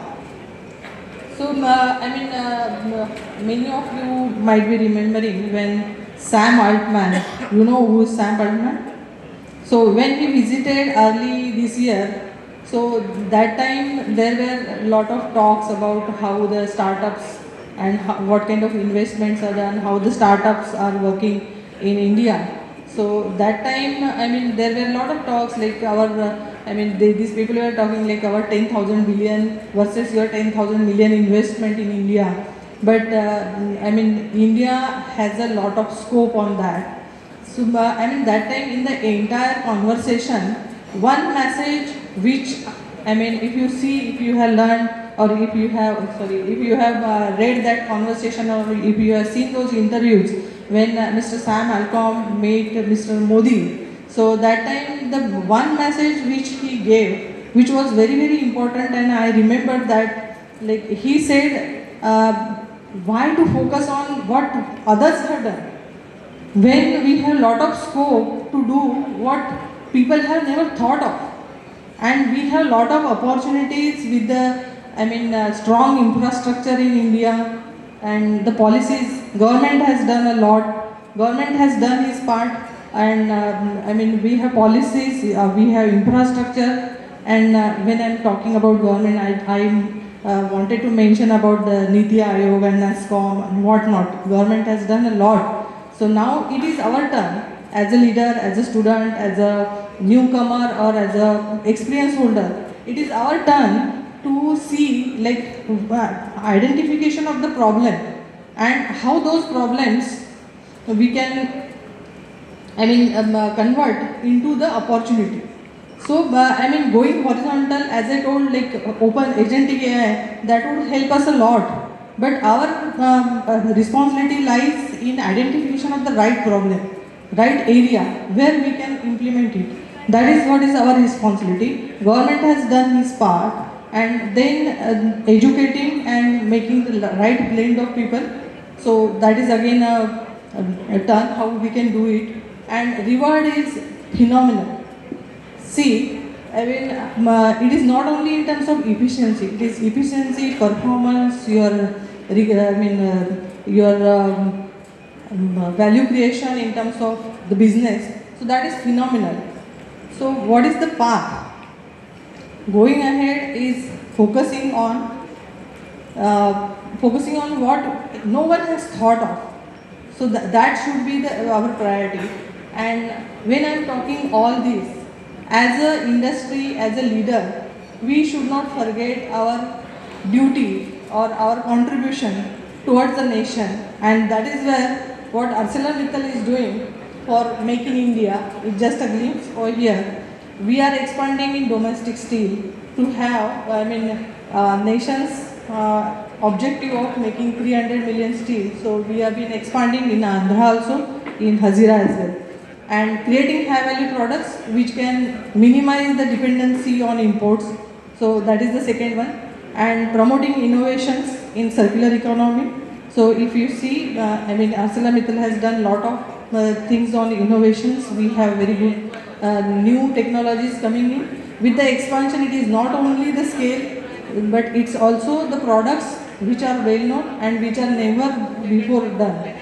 And the same way, it is by doing this, we are also focusing on the, it is automatically comes as the result of all this, that bringing in lot of employments. So to close my presentation with not only on that note, we have talked on the things like the flow, how you can make your core processes robust. You can first work on migrating to cloud, then how you can use newest technologies. So expanding beyond your internal boundaries is not a choice now. It's not an alternate, but it's a necessity. And what is the strategy we have to do is, again, focusing on what no one has thought ever, and just go beyond the limits and see what you can do. And just not wait like let others do and I will see and then I will act. Act now. Because by the time you think of, people have gone far ahead. So the necessity is to act now and invest in people, so that you have to be ready with your people, processes, your infrastructure and everything. And from here, it is no looking back. It is only upwards and onwards. Thank you.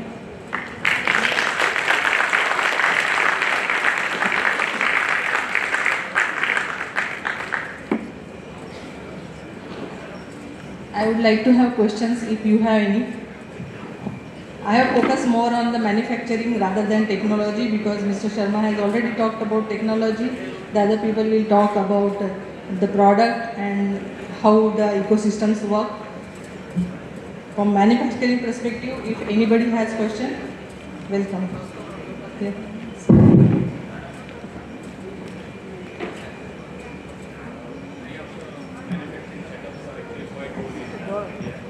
Sorry.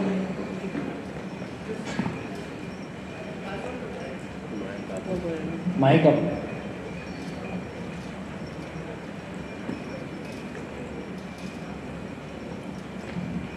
Many of the manufacturing setups, would be quite old. So, in my belief, the biggest challenge would be to integrate the new technologies with the old systems, maybe the PLCs, SCADA systems, maybe the real-time robotics, product handling, and those kind of things.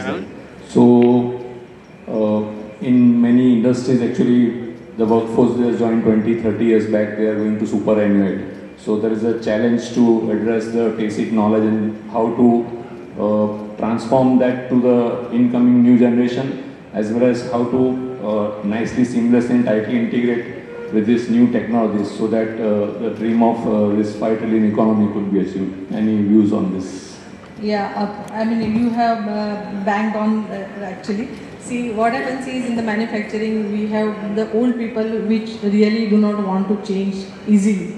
And that's where I am talking about, we have to have mixed blend of people, wherein the new people coming in who are very eager to apply new technology. And the same way, I mean, the old people, though they are not ready to change, but they have a rich knowledge of domain. And we can use their domain knowledge and we can use the right workforce.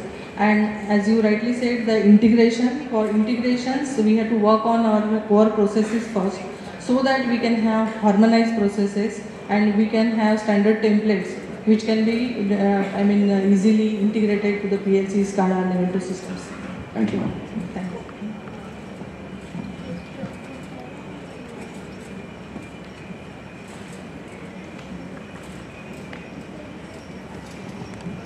Good afternoon, ma'am. I had a very similar question actually. I see a lot of new machineries coming in, and the biggest risk for a manufacturer is they don't want to change all of their machines just to incorporate digital systems. Like for example, for textile industry in Surat, there are a lot of regular machines coming in, marketing with new AI tools and new digital data softwares.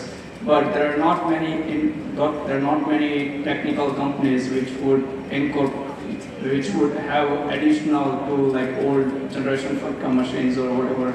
So can you share an example if in your organization have done any value addition to an old technology machines and that you can collect the data from the old machines? Yes. So here also, we have to have, first of all, it is very true that we cannot change entire machine just to adopt the new technology. So what we can do as a technologist or as a, adopting new technology is how we can convert. It is about the compatibility. And if I am bringing some new software, whether it is compatible to my old machines or not. So that is where we have to work a lot. What we do is we just challenge the OEMs, and they also do some work from their side. And we as a technologist, what we do is we have some software or staging software which can talk to both the systems, and that way we can establish the integration between two systems. And then we can take the data from that machine to the other technologies what we talked about. Thank you. Any more questions? Like Mr. Sharma, I would also like to have at least 5 questions.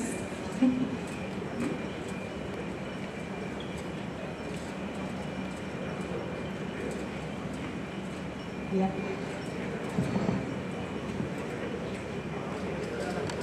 मैं actually segment को 3 part में जैसे देखता हूँ. एक तो है कि जैसे आपकी कंपनी है, ample of resource you have and you can deploy for this transformation. Second है कि जो existing setup and new coming people, right? So already established practices के लिए, standards के लिए या जो भी processes है, people are there and owners also know how to do everything. But अब नया जो किसी को technology adopt करना है, softwares हैं जो इतने well integrated नहीं है जो start से लेके end तक है, वो individual function को address कर रहे हैं. So अगर कोई चाहता भी है तो उसके लिए सबसे पहला तो चैलेंज आता है कि ऐसी एजेंसी कहाँ से लाए जो स्टार्ट से लेके एंड तक ट्राइड एंड टेस्टेड हो हमारे पर्टिकुलर इंडस्ट्री के लिए. So here what you can do is, it is not that for established, organizations also we don't face any problem. Like, if I talk about our own organization, so we have technical people, we are upskilling our people, we have a very good, capable team. But still, for these new technologies, we have to take the help from outside, consultants. So that they can only do the assessment part, and maybe the execution you can handle on your own. But first, you have to have assessment done and work on your digital core, so that everything is harmonized, and you that way you are reducing the scale of your digitalization. And then, you do the assessment. And accordingly, what should be the first that we need to see, and then accordingly you can have that plan prepared. So basically, पहले automation agency से assessment करवाओ, strategy define What करो. can be done? What are the gaps in existing system? so that it is always not possible to build up on the existing. So what is that first we have to do? We have to bring it to that stage and then build upon that. We have done that in past. That is where I said we have started our journey in 2021, and till during the COVID times we were working on our digital core, like which technology we should do, whether we should go to S/4HANA or not, whether we should upgrade our MES systems, whether we should upgrade on our integration. So we have done a lot of assessment. Of course, with the existing team, we have to do 50% outside and 50% from our existing workforce.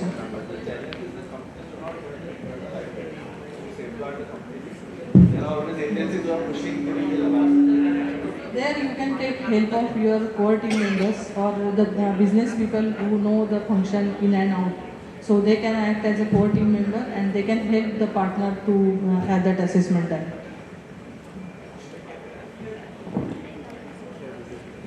Okay? Yeah, thank you so much. Thank you very much, Renuka ma'am. Now it's time to hear our Chief Delivery Officer, Shri Chandrasekhar Velgapudi.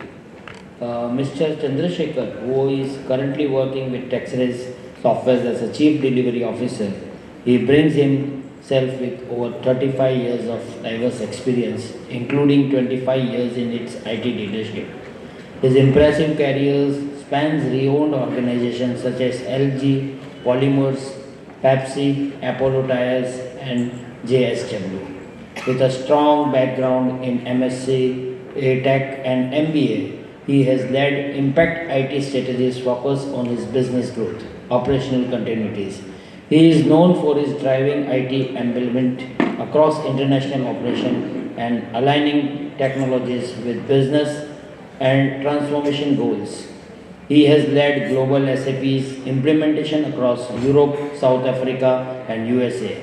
He is a part of a due diligence and integration team for various mergers and acquisition by Apollo Tyres and JSW. Under the cloud-first strategy, he has moved IT solution stacks to AWS Cloud, including RISE with SAP. His visions and actions are focused on deploying IT solutions for business, which should be sustainable, adaptable, and run independently of IT expert. Sir, please, Chandrasekhar ji. And thank you, sir, for a nice introduction. I think it's overwhelming to see such a nice words from you. And how many of you remember Onidiad? Any of you? Yes. Owner's pride, neither envy, right? I envy Renuka, I envy Sanjeev, because they have delivered excellent lectures and good topics there. And they put me in a spot to talk about the project management. Very, very difficult situation. But being in the delivery mode and the delivery role, I need to deliver it, I'll deliver it. And I hope it will be useful for you in a way in your future endeavors and also current project that you are handling. Okay.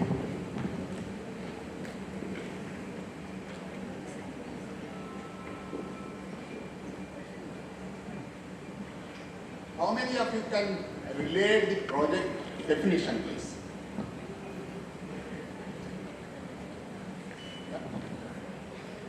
Can you spell or describe the project? Every one of us are doing a project in a way, including the students, right? Your exam is a project for you, right? You have got a certain set of activities that you need to perform. You need to sequence them. You need to have the parallel activities. You need to have certain timelines. You need to have a certain budget allocated, which has been given by your father or mother or whoever is the guardian that you have, right? And you have got a certain goal to achieve. What is that goal? Successfully completing the education. Similarly, when you look at the startup companies, they have got a certain aim to achieve the products or services established to come out with the profitable business in their area, right? That is a project. Sorry, it's jumping. So look at this definition, same definition here. set of activities with defined milestones performed in series or parallel to achieve a desired result or outcome for the business or the personal needs. And every project has like a certain scope, and the scope has to be delivered in the defined timelines, and it has to be within the budget. Same subject. The way you deal your individual projects in your life are the same as the project that we define in the organizations as well. Why do we do these projects, especially technology projects in the industries or in the organizations? Is to achieve the productivity, efficiency, effectiveness, and also adhere to the compliance and bring in the controls in the processes that we carry out in the organizations. In an industry, IT industry, there are multiple projects that we define. We classify them as the complex projects, which are a kind of ERP and enterprise projects across the organization. There are projects which are related to SaaS, which is a software as a service, which have been hosted somewhere in the cloud and being used by the organizations, that has been deployed for the organization's benefit. And then small projects that we define for the organization, which are the custom development specific needs for the individual department in the organization. There are also projects that we take up to enhance the existing solution capability or maintain them and support the existing solutions continuity. These are the various classifications generally we do. You can define different ways.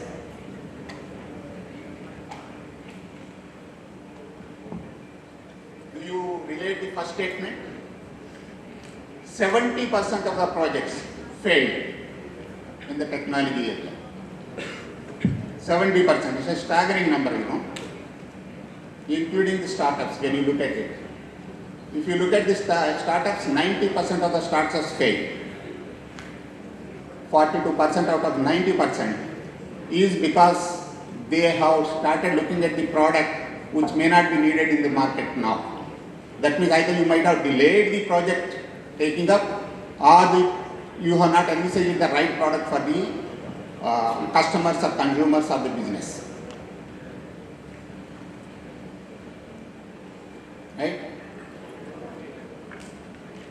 Organizations who does not give importance to the project management. I am sure Renika will agree. She has talked about so many projects, and there are a lot of efforts that have gone behind making those projects success in the organization. And that means they have realized the importance of the project management. They have given emphasis on the project management. That is how they are able to deliver so many projects to the business. If you don't focus on the project management processes, the project failure rate goes more by 50%. It's very big loss to the organization. And also, if you are not able to implement the projects on time, it's an opportunity loss for the business. Hence, it's important that you deliver the projects well in time and within the budget, and that is the aim of the project management. The project management is covered under the program management office, similar to what Romy Adenka's role was, right? Sorry, it's going double. We talked about 70% of the project failing. Failing does not mean that project could not be delivered. Project has been delivered possibly, but the commitment that we have given, our expected deliveries, that results that we thought of have not come. Even if you are not able to deliver the project to the actual committed outcome, then it is a failed project, even though you say that I have completed the project. The technology projects fail mainly because we have not aligned the business with the solution that we deploy. The budget has not been estimated properly. Our resources have not been aligned properly, or the resources estimation is not correct, or we did not do the governance of the project properly. If you have not done the governance right way, the project is deemed to be failed. And one important point in the project management is the change management.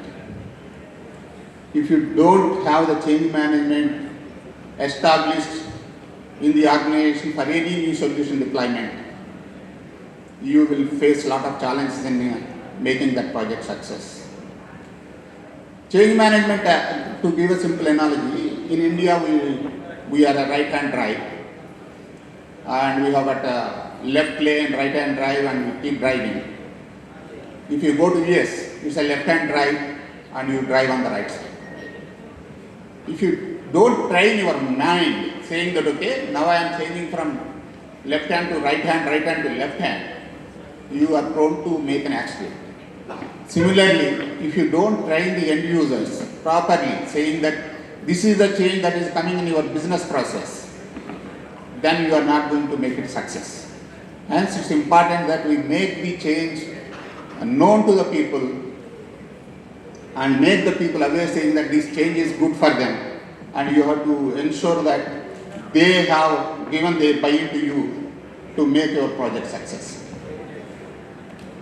Also, another possible reason is that any project that you deliver within committed times generally gets successful. But if you have delayed it, there is a possibility that your solution has become an obsolete project, and the competitors or the other people will come and deliver new technology solution, and customers will have to move to the other side, and you will lose those clients from your side.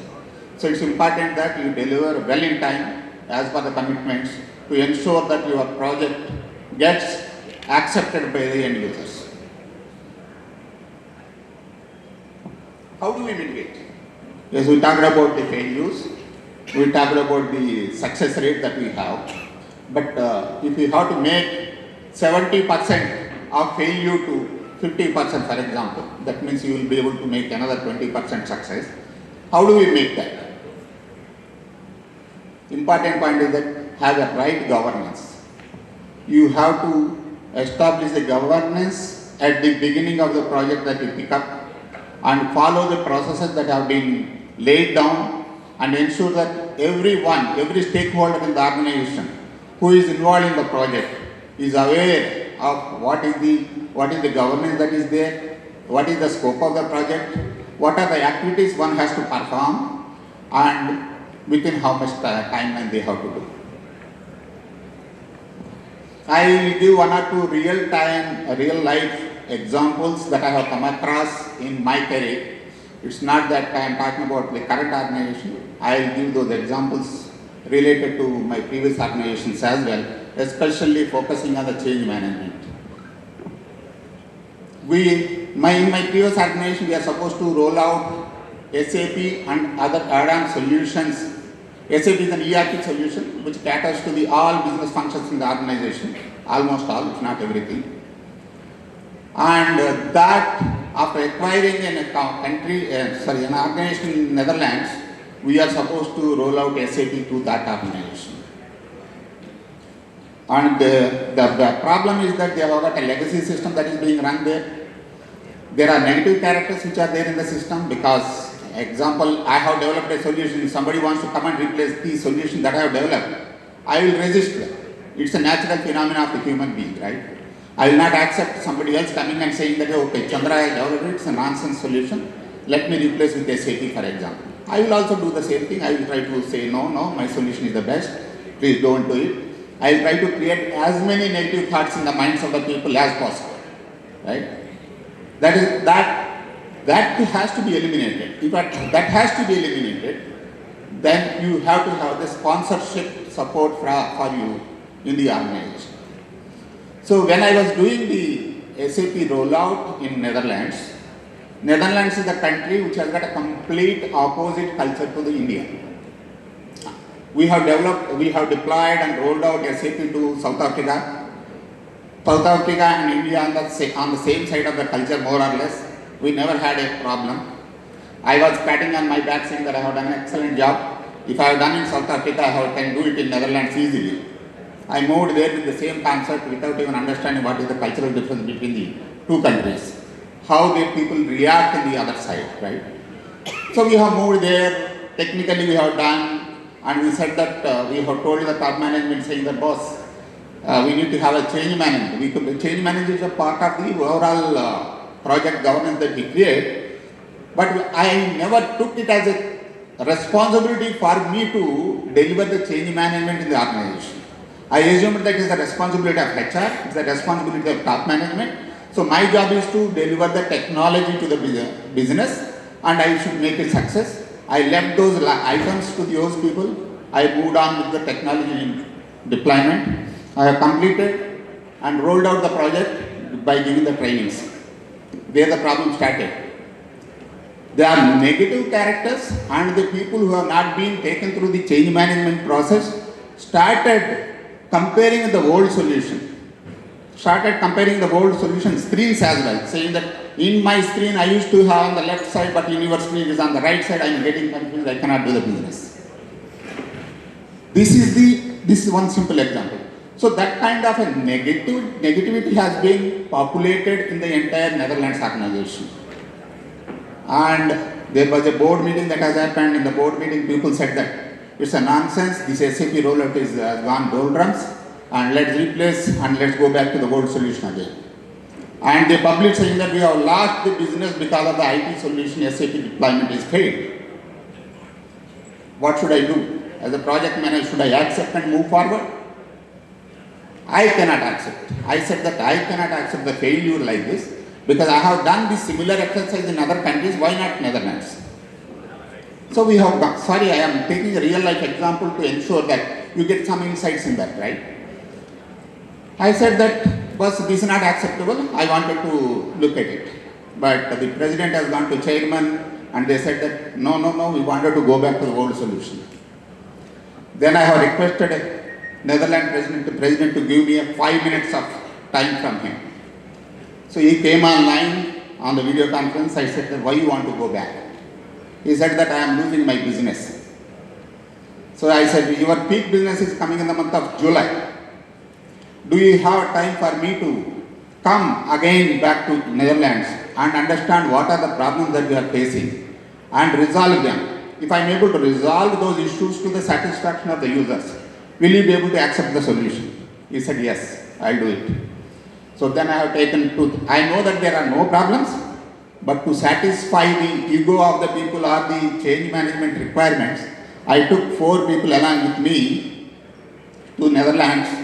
And then I met president. Boss, tell me which country you want me to address. Because even though it's Netherlands company, it has got establishment in Germany, Austria, France, everywhere. I said, tell me which country you want me to focus. I will resolve the issues in that country completely. If that country is happy, then I will replicate those issues resolution to the other countries. He said that, okay, go ahead and do it in Germany. I said, okay, Germany, because Germany contributes to the more than 50% of the business in the Europe region. I have gone there, I sat with the users, all 4 of us were sitting in Germany office for 15 days. First day, identified what are the issues they are facing. List down, I said that give me the priority. They have given the priority. I said that if I resolve these issues, will you be able to sign off? They said, yes, we will be able to sign off. On the next day, we have resolved, there are total 124 issues they have highlighted. Now, by next day, I was able to solve 80 issues. Because all those issues are not actually technical issues. It's a user awareness issues. User does not even know where to click it. User does not know that where to see the report. If, for example, a material has been transferred from one location to other location, where to find whether this material is in stock in transit or not. That is not known to them. So we made the guys to come onto the call across the table and showed them, this is a problem, please look at here. This is a problem, look at. We gave them the training. On the second day itself, 80 issues have got resolved. Slowly, within 10 days, we are able to solve all the problems. And we have gone to the Germany managing director. Boss, tell me, will you be able to give the sign-off? He said, I can give sign-off from my side, but not from the overall Europe perspective. I said, that's fine. You give me from your side. I'll take it. He has given. Then I have gone to the president in Netherlands. But the problem is solved. Now you tell me, can I make this as a success? Can I treat this as a success? Can I replicate to other countries? He said, you made my life miserable. I said, why? He said that It was a simple decision for me to go back to old solution because my team members wanted to go back to the old solution. But now you have made the project as a success by going back to the Germany and getting the sign off from them. Now I can't say that I will go back to the old system. But at the same time I will have a revolt from the existing team saying that why you are taking the new system. I said it's your call because you are the ultimate profit and loss owner, you decide. From my side I made the success. If you think that this success is not good for you, let's tell the chairman saying that this success is useless for me, I don't care.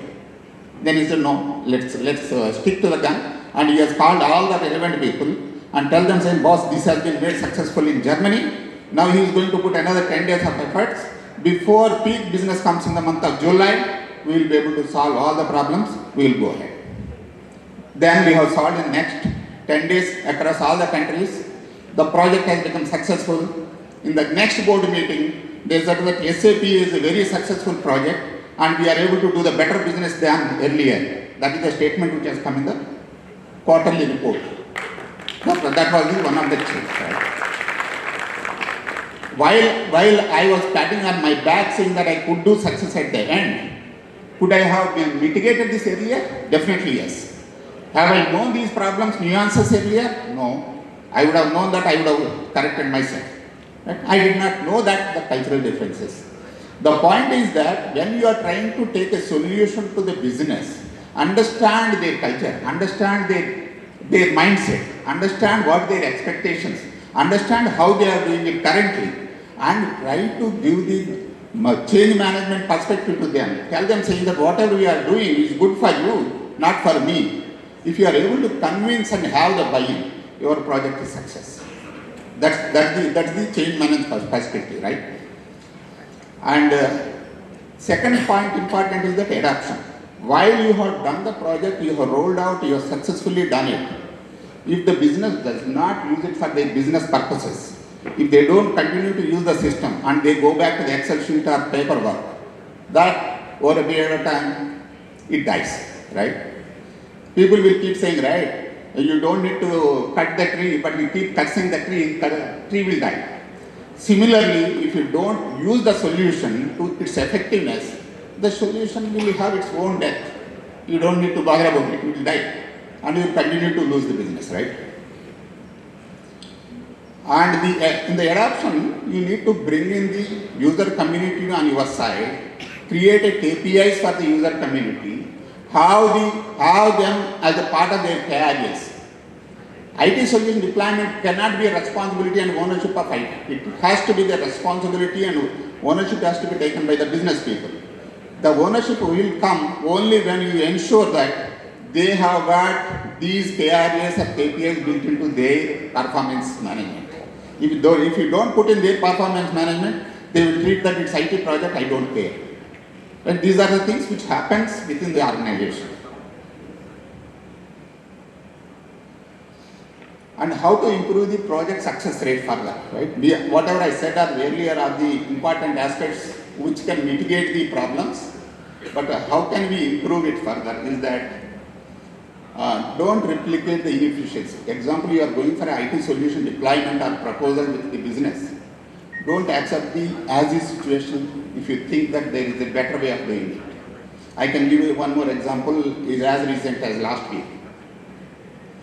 From Trejix, we are supposed to have a workshop at one of the prospective customer talking about the export and import business processes. During that process, there was a discussion that's happening on the EPCG.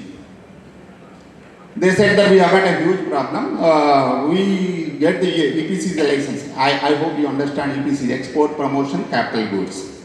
That means when every import that you do, there is a custom duty that you have to pay. But if you commit to the country or the DGS, whatever is the authority that you have, saying that I will be able to do 6 times of the exports, 6 times value of the export compared to the import, then the import will have a 0 custom duty, right? That means if I imported 100 rupees, then I have to export 600 rupees. If I am able to do that, the 100 rupees will not have any customs duty. That is the process, is a standard, right? And you have to have the control against saying that, okay, 100 rupees I have imported, I should track the advance EPCG license number and ensure that I am able to match and attach those exports to this one to ensure that at least I am able to export the minimum of 600. More than 600 you want to export, you can export, nobody is going to stop that. But against license you have to export the minimum of that 600. What they said is that we are doing the export of the 600, but we are doing before the import coming in. Logically, we have to have the imports first, then the export, to claim, to have the obligation fulfillment and have the benefits of the imports. But they are not doing it. They are doing the export 600 first, later on they are trying to attach all the imports to the same license. And there is no guarantee because there is no control now, right? I have done my job, everybody thinks that the license is consumed, so I don't need to. And they are buying another license, EPCG license. That means for every buying of EPCG license, there is a certain value that is attached to it. You need to pay for it. It's a loss to the organization. That means if you are able to, example, against 600, I am supposed to do this 100. I could only do 80. I forgot that this advance license is there. I forgot about it and I took another license. That means that 20 rupees custom duty, you are not able to take the benefit. It's a loss to the organization. They said, no, this is the process we are following for the last few years. I said, I don't care, boss. My system will not allow, I will not allow. Even though technically I can bypass it, we will not bypass it. You have to follow the process. You change your business process. Then we will be able to exactly map saying that import versus export, what is the actual import, what is the actual export. We are able to show you and we will be able to control it. We will ensure that you will not be able to go against the compliance in the country. That's the another use case that I am talking about. That means even though the end user says that I am following this process for years together, donkey's number of years, please don't accept if you think that is not the right process. It is going to set the presidency of the legacy process being followed with the newest technology that you are having, which is going to kill the efficiency of the new solutions. We should not accept. And another important aspect which will boost is that normal methodology of a project implementation is a waterfall, which was the legacy model. And of course, some of the enterprise solutions still have to follow the same methodology. But if you look at any solution, try to look at it as agile mode and deliver them in the sprint methods.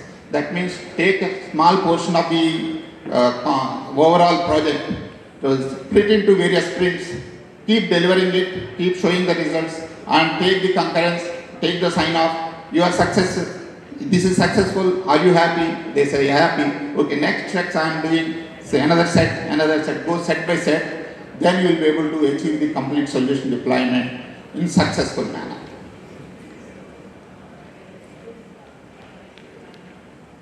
This is another mistake that normally we do, right?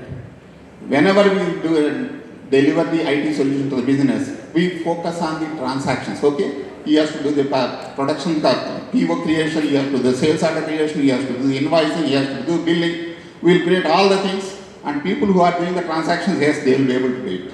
But at the end of it, if you don't give the visibility to them, in a few days, your system will go for a toss. And they will start complaining about it, saying that, I have done so many transactions in the last 10 days, but I don't know what is the overall status. I have no idea what is the report. But we keep saying, no, please keep building the transactions. We will keep delivering the reports over a period of next 3 months or 6 months, and you will have the report. But by the time 6 months come in, the actual users have lost the interest on this one because they have no visibility. So it's important that you create the visibility upfront. Make sure that whatever is being done on the system is visible to them. Give some analysis to them. Help them to understand what are the actions that they are supposed to do next. If you are able to do that, that itself will become a boost for the project to become a success. So create a prototypes, create a dashboards, and also try to create some simulations and reports and show it to them.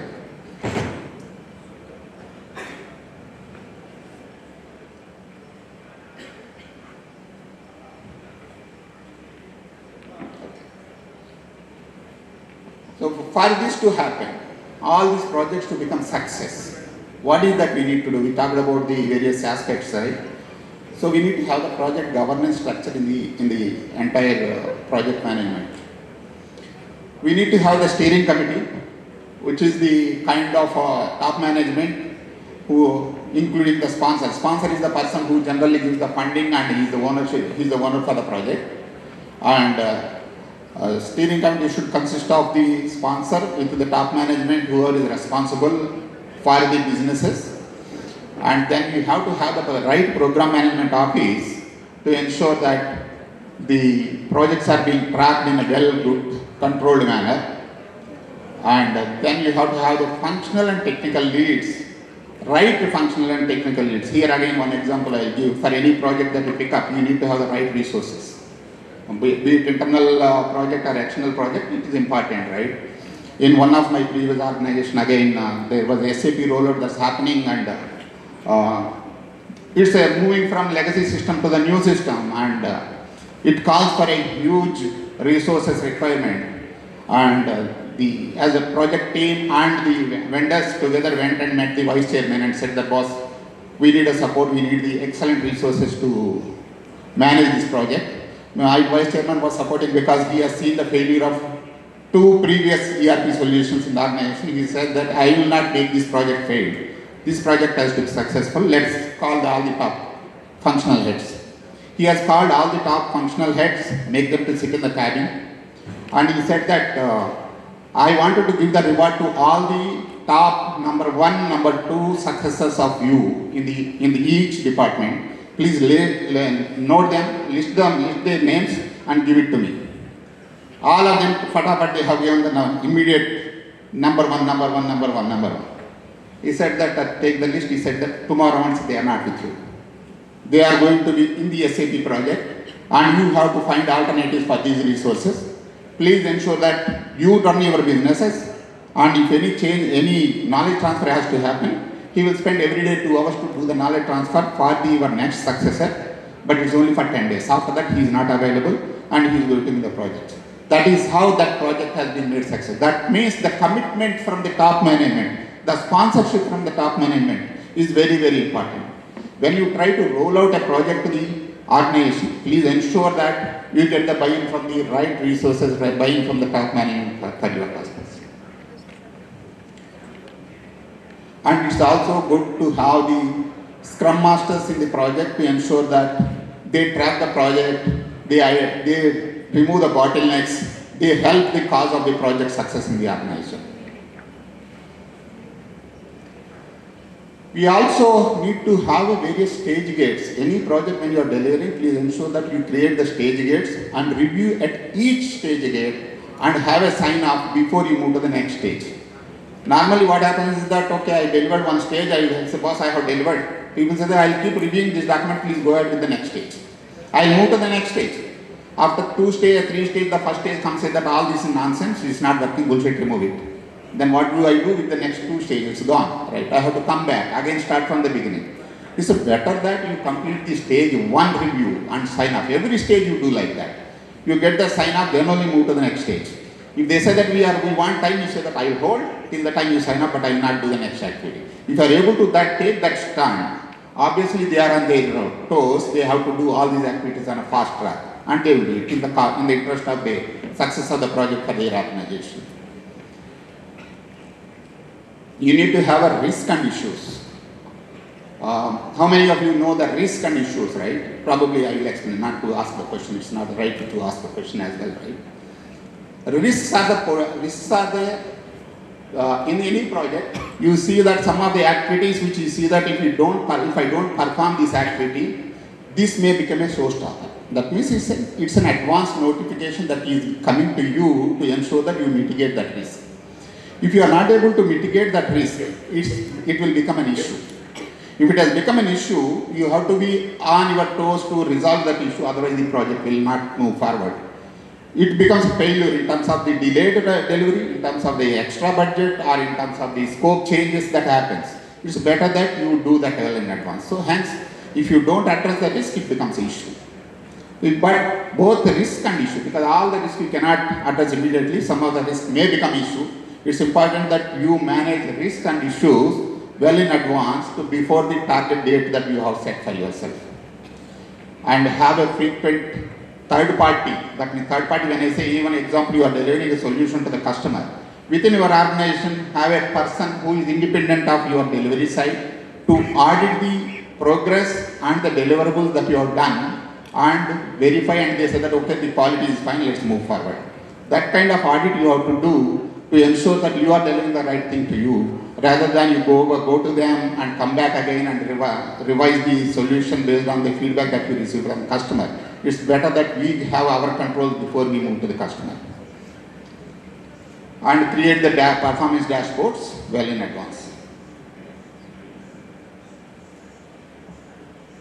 Governance framework in general project philosophy, we have 3 stages that we establish for the reviews, etc. It's one is the stand-up calls, every day we do. The stand-up calls are by generally the core team members who look at what are the activities that I have performed yesterday, what are the activities are planned for today, and today's the activities will be performed today and tomorrow again will be reviewed. So it's a daily stand-up call that they do. And on a weekly or fortnightly, not necessarily that every week it happens, it may be based on the project size and duration, you need to decide whether it's a weekly or fortnightly. You need to have the project meeting where project manager and program manager will review the project on both sides, customer side and our side sit together and review the project status and identify the risks or issues. Then they will call for the steering committee meeting where the top management will be involved to talk about the project status. Whenever we call the steering committee, it's not that we have to give all the goody things to the top management. We need to talk about the issues, we need to talk about the risk, we need to talk about the change management. Then only we'll be able to make the project success, right? Their top management is not there to hear all the good things. They don't need that. They need the exceptional listening. They need to get the insights on the what is stopping us doing the project delivery to them, right? That's how we do that. Steering committee happens on generally monthly basis. If it is a long-term project like more than 6 months, if it is a 3-month project example, then it's better that you do it every 15 days before it goes out of your hands, right? This is the project framework that we have. Generally, we should follow any project should have some framework like this. And I hope I'm fine. Before we conclude, once we launch, we should not assume saying that my project's done, I am done with my job and I can wash off my hands and move forward. Even assuming that as a vendor I am supplying to the customer, and we should not assume that our project is completed. It's better that we continuously evolve the product from the technology perspective and functionality perspective. Keep delivering those technology and functionality to ensure that he is a lifetime customer for you. Otherwise, the customer after few years, he thinks that this guy is nonsense, he is not even coming back. I have got a better solution to deploy in the life. Let me replace this solution. Replacement is an easy task for the people because they normally, don't get me wrong, but if Chandra is there, he has developed something and Chandra is replaced by somebody XYZ, he will come and say that what Chandra is done is nonsense, let me replace it. That replacement becomes a job for him to ensure that he is doing the job in the organization, right? It's a kind of a sustenance for that guy. It's not that negative I'm talking about it, but general trend. Even I may do the same thing when I go to some different organization to finger point that guy has done wrong. Let me establish myself and let me bring in a new solution to the organization. And I talk to the vendor and say that boss, this vendor ko replace karo, this vendor ko leke aao. So I will be able to do the better job. Then they will convince the management. Management does not know the technology generally. They will think that okay, he is the responsible person, he is the in charge for that area, let him decide. Right? They will continue to do that. Right? That concept, if those things have to come out, you need to continuously interact with, whether it's Chandra or XYZ, you need to be in touch with them and say that okay, I am doing this extra, I will be able to do this for you, I will ensure that your project continues to be in a good shape. Right? That's what we are supposed to do. Also continuously keep looking at the business process changes that are happening in the organization and keep in mind the external factors as well. Yesterday, Dinesh Moile was talking about pestle, etc. Right? When you keep scanning the external environment to understand what changes are happening external, and those have to be incorporated in the solution to ensure that your solution is sustainable and long-term solution for the business. So ultimately you should treat this solution as a living project. Summary, I think whatever I have talked about so far is this is the gist of the discussions that I am talking for the last maybe half an hour or so. Define clear scope and have the right budget and establish the right timelines by understanding what resources are required for the project. Prioritize the business process transformation. Here one word I would like to mention, that there is a digitization versus digitalization. There is a difference in that. Yesterday also there was a topic coming in digitization versus digitalization. Digitization is the conversion of the practical manual work into the computer. For example, you go to bank, earlier in our olden days, you used to write a slip and you used to take the note and you used to open the ledger and you used to write about credit, debit, etc. When the computers have come, they have changed from the manual ledger to the computer-based ledger. That's the digitization, that's not a digitalization. They have not changed any process. They just made the computer to work as if the manual physical work is. But when you look at the subsequent developments, mobile enablement, which has come in, you are able to do every transaction on the mobile itself for your banking needs. That is the digitalization. So that's the difference we need to understand on that. Then you look at strong governance, you need to have risk and issue management established very well. You need to have the stakeholder engagement.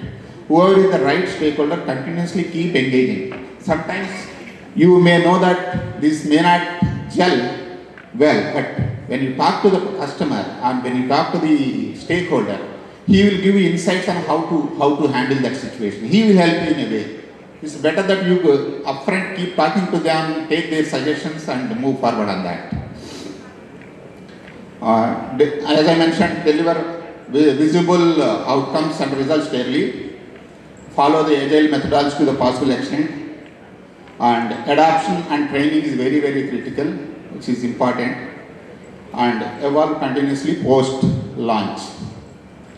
Bottom line is that strong executive sponsorship and emphasis on change management. If these two things are there, all the above points will be covered because you have got support from the top management, you will get all of them. Okay, final thoughts. Governance is not bureaucracy, it's a strategic enablement for the organization. Success is a journey and not a milestone. I leave it with that thought and inputs from my side.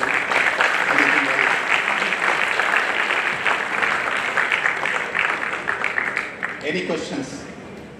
Whatever I am sharing is my practical action. I am not a theoretical person. I have no idea what does theory means. If you ask me that practically, I can try to answer within my knowledge purview that I have. Yes, sir. Sir, you said that 70% of the product fails because the product की need नहीं होती है. The product is not in the need, or we are in the bad date, or अभी current condition उसकी need नहीं है. तो if a startup is thinking about a product कि वो उसको market में लेके आए, it should be a success. तो what are the things he should keep in the mind that वो product उस समय requirement को fulfill करे, उस समय के timeline के हिसाब से सही हो? Two things that one is that not the 70%, I said that 42% fail because of the product. Market need नहीं है. That's a statistical figure. It's not an issue. What you need to do is that first, when you are developing a product, you need to understand what is the customer need, right? If you understood the customer need, it's your internal judgment that you need to think of whether this requirement is a short term or long term. Normally there may be short term requirements. Somebody says that boss, I am doing a 2000K project, I need this solution, can you develop it for me? Is it going to be useful for every other organization? Definitely not. This is specific to that organization. Hence it's a short term project. But if it is a long term project, you know that what is going to work for the one organization, this has to work for the other organizations as well. So make the standard practices built into the product and also think ahead, right? Today if they are talking about this solution, what else I can incorporate in that solution to ensure that this project becomes a success and to ensure that this is a continuous need for the market. If you have that understanding, I think that becomes a success. Thank you, sir.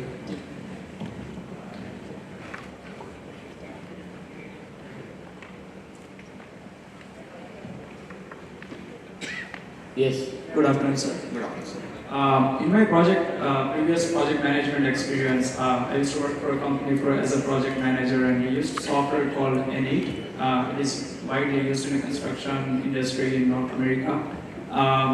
The biggest challenge that we faced was, despite of training employees for 2 years, we could at the end of the project, we could only get 90% of the data which was relevant or which we could rely on.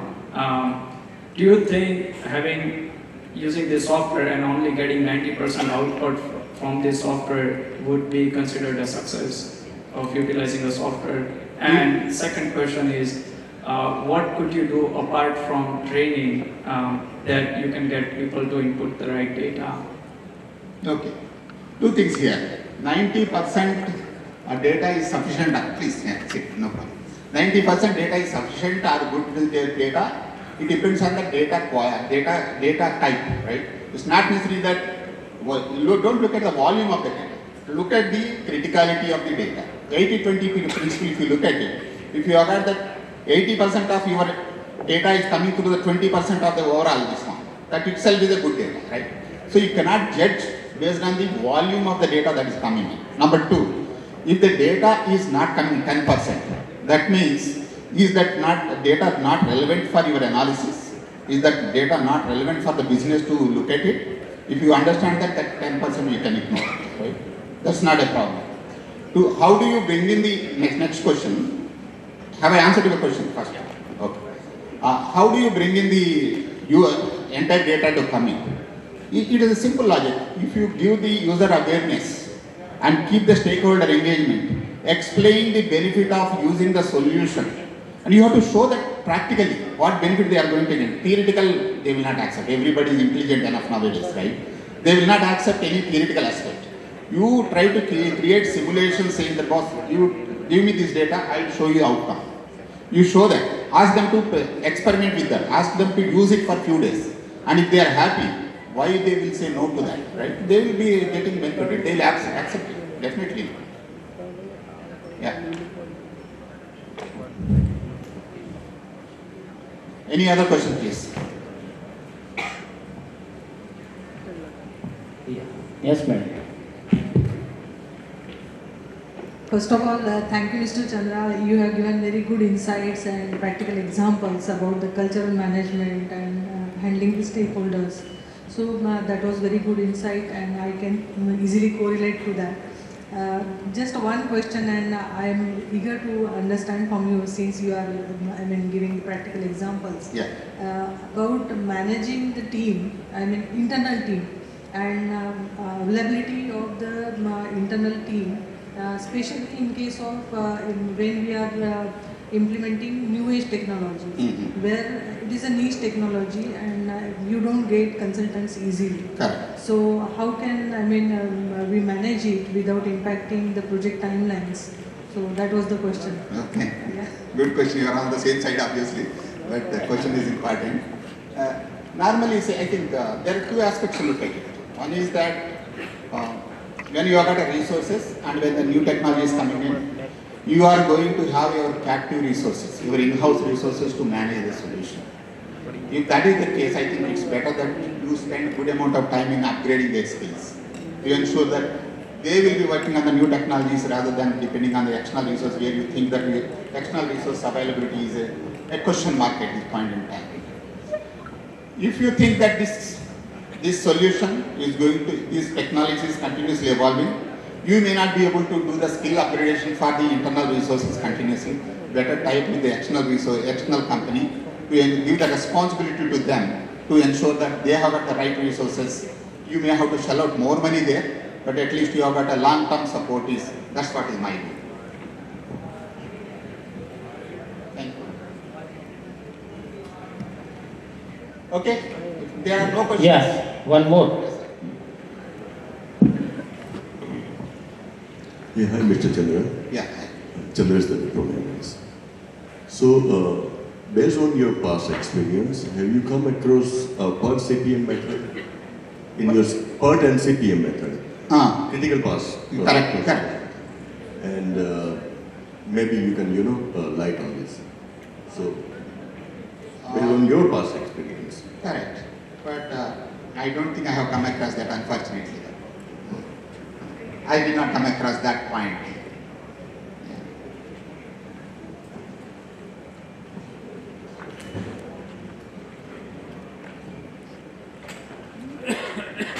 Yes. So thank you very much, Chandrasekhar ji. Thank you.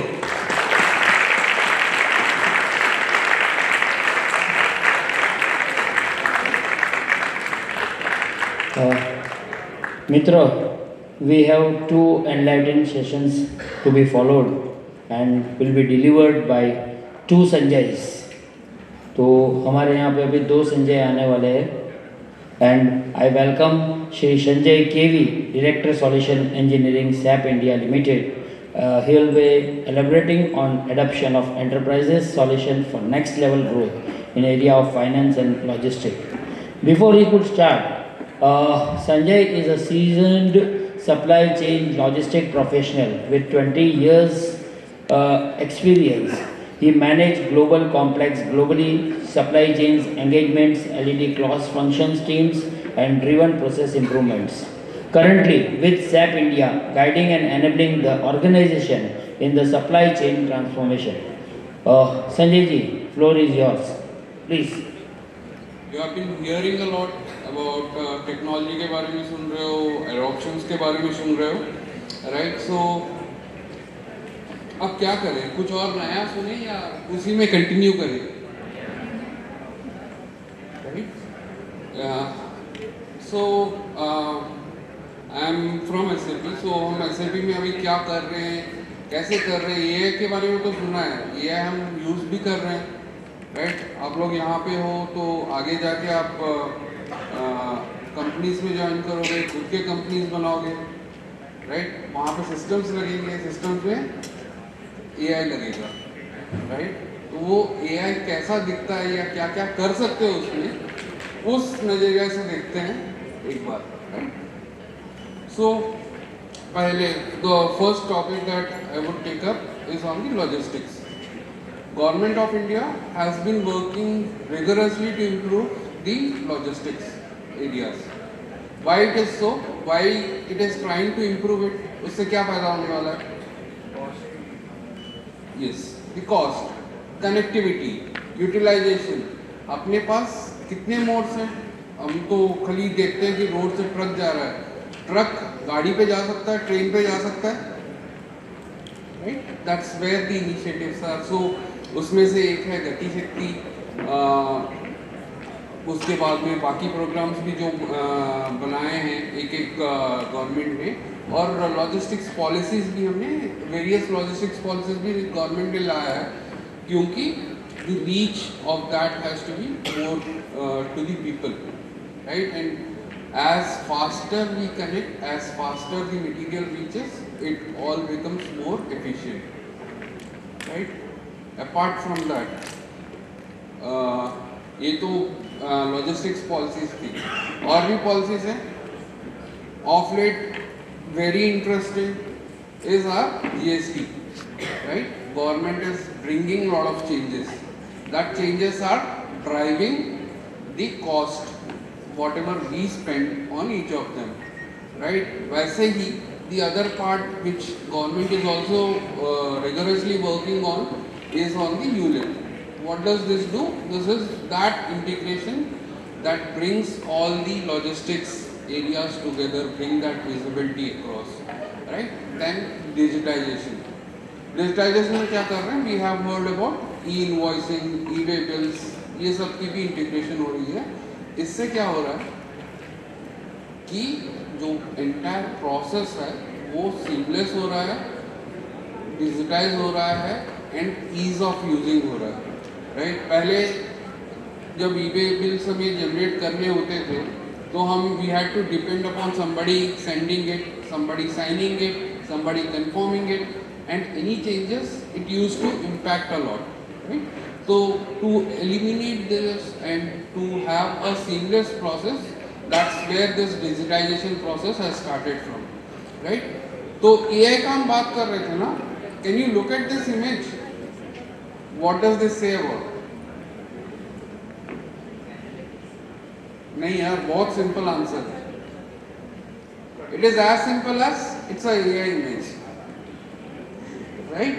So we have various opportunities in the logistics. हम हर एक company, हर एक organization, as and when they are growing, we have to look at the cost. Currently, एक industry wise, if you see the cost trends कि जितना हम लोग spend कर रहे हैं logistics पे, it is varying from 5% to 36%, 40%. Is there an opportunity to reduce it? Yes. But how? The immediate question is how, right? And from where? So these are few of the pointers or indicators which tell about where we can save, how we can save, what can be the measures that can enable us to save, right? Which is very important. So if you look at where we have all the various areas, it may be a rail corridor, it can be a road corridor, it can be as simple as loading operations on the oceans, the ports, the terminals, right? So all of them is very critical. That's where it is important to have a good understanding, good connection, good digitization processes to simplify the efforts, right? So moving from this, to make our supply chain more resilient, what do we need to do? Right? There are various actions that are important. So suppose today if you know that I have a better rail space available, so will you still rely on only the road? No. So right, that is where the information becomes critical. The integration between the systems becomes critical, and also that insights that if I send through truck, I would spend 1 rupee. If I send through rail, I can spend 80 paise. And this is where the insights and the actions come into.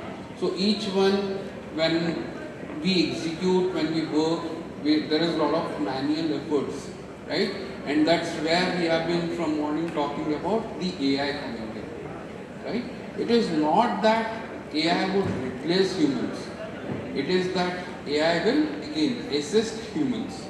To assist, where is that platform? There should be some base, right?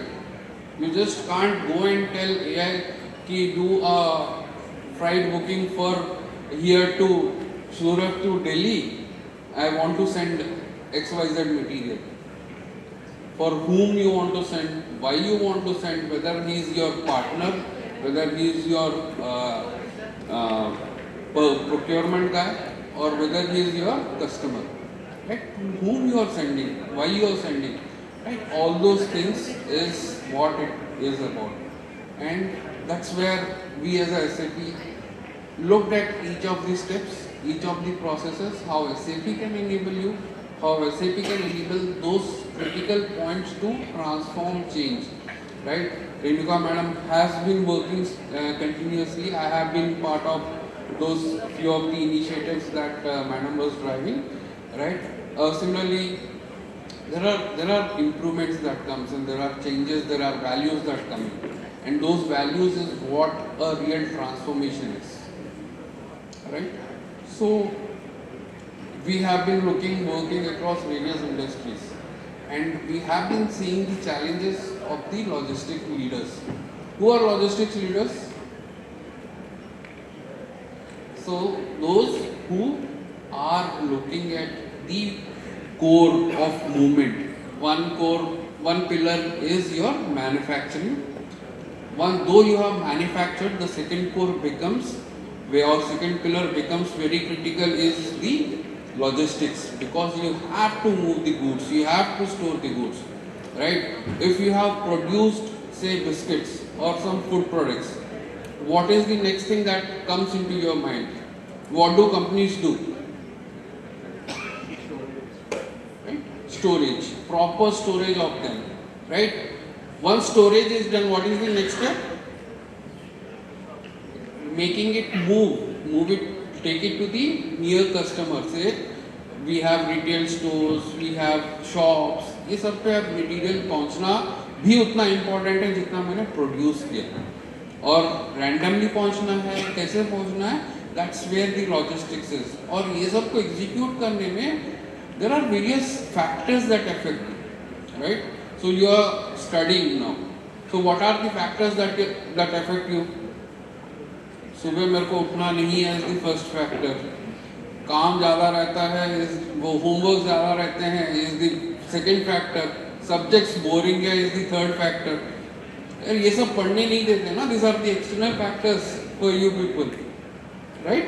सो हमारे भी time पे ऐसे ही था, right? अभी भी हमें पढ़ना पड़ रहा है, राइट? सो वैसे ही जब एक एग्जीक्यूशन और एक कनेक्ट होता है लॉजिस्टिक्स एग्जीक्यूशन के प्रोसेस में, जो लीडर्स फेस करते हैं चैलेंजेस आर ये. अभी रिसेंट प्रॉब्लम क्या है? रिसेंट एक प्रॉब्लम चल रहा है लॉजिस्टिक्स का,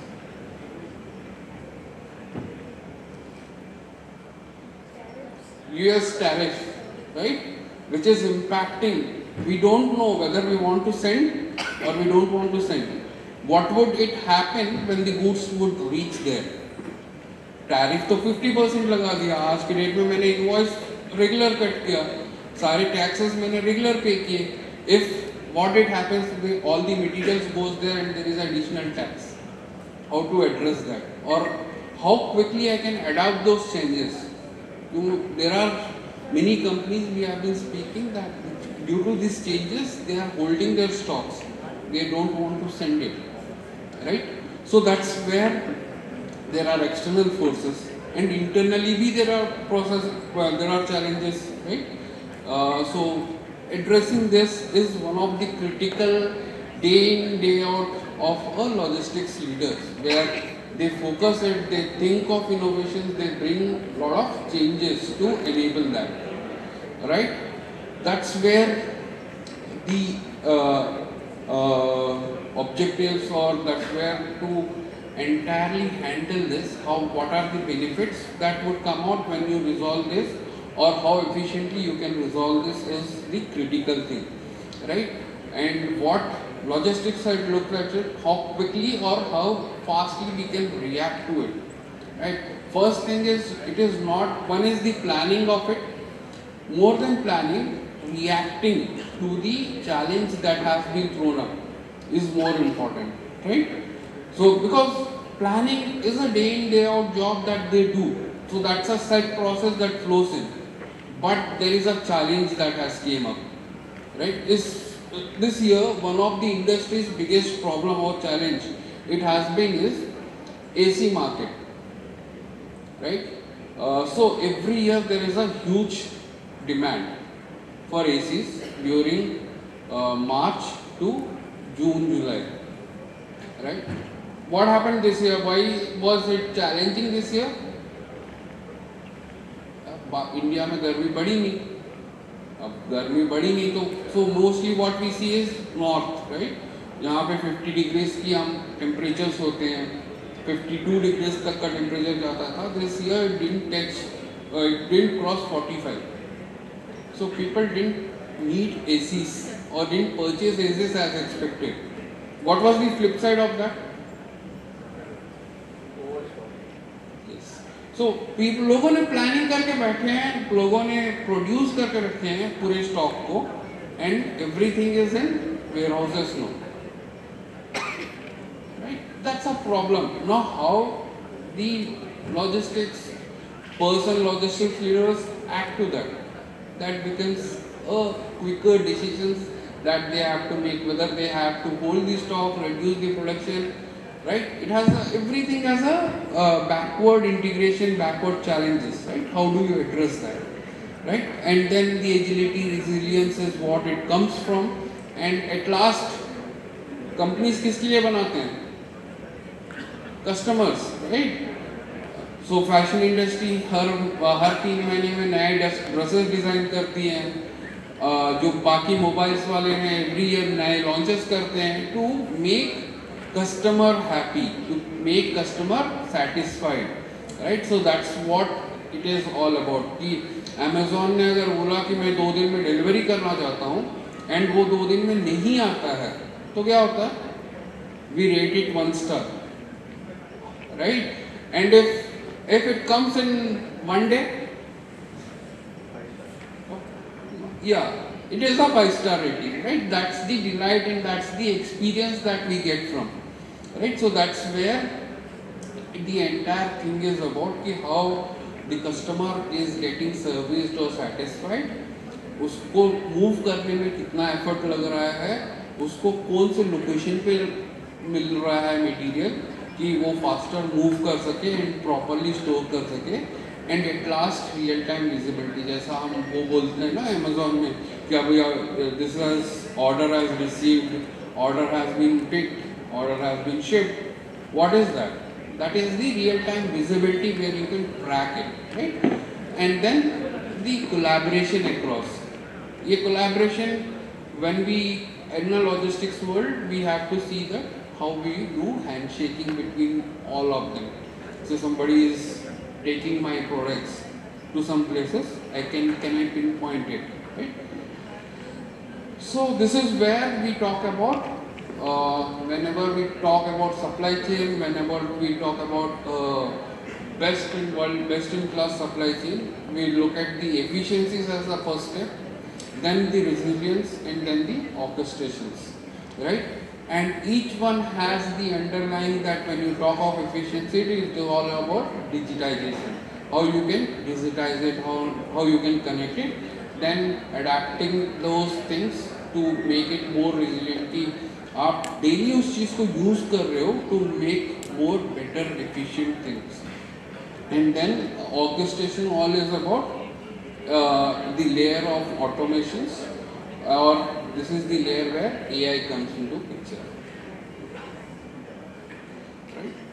तो that's where SAP has been continuously improving, and this is the year where we still transformed further to bring in more of AI into the transactions. So the people who have been using SAP previously would know how difficult it was, or how difficult sometimes they feel to keep the transactions remembered or getting the data, right? So people either used to make a BI kind of a dashboards and all, but with SAP AI coming in to the entire landscape of it, these became more transformational.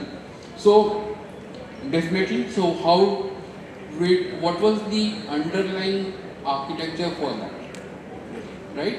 So how the agents would work. So we built the agents, we connected the agents, we built the various LLMs to enable that from the code. So whether it can be a simple problem, end-to-end requirement, or a complex scenarios that has to work on. So SAP's business AI is what it makes the life simpler, and that's what we call it as Joule. SAP's Joule is the next thing that you would be seeing whenever you get into any organizations. So that's where you see these transactional based AIs working for the as a end results, right? So here is one video that we will see how we are transforming it. So very important thing is how it can be integrated to your application, right? Each of the things. So this is one of the things where it detected a breakage and is trying to create a requirement, and looking at the planning also. Also is looking at the warehouse, also is looking at the entire demand, how that can be processed, right? So also there is the next one is the manufacturing, AI in manufacturing, right? We are talking of industry 4.0 moving towards industry 5.0. Here is where you can, with the use of AI, with the use of machines talking together, you can get those informations in real time seamlessly into the systems, generating various analytics predictive alerts, right, and all. So, and then the other thing is also your assets. What are assets? Assets are the machineries that are there on the manufacturing side, how you can track them, how you can use them. Even tracking, knowing about them is very critical. Right? So these are few of the use cases, right, where you can talk about, or what we are telling about is how AI is enabling the end-to-end supply chain, right? First case that I'm talking about is the customer service and provide full transparency.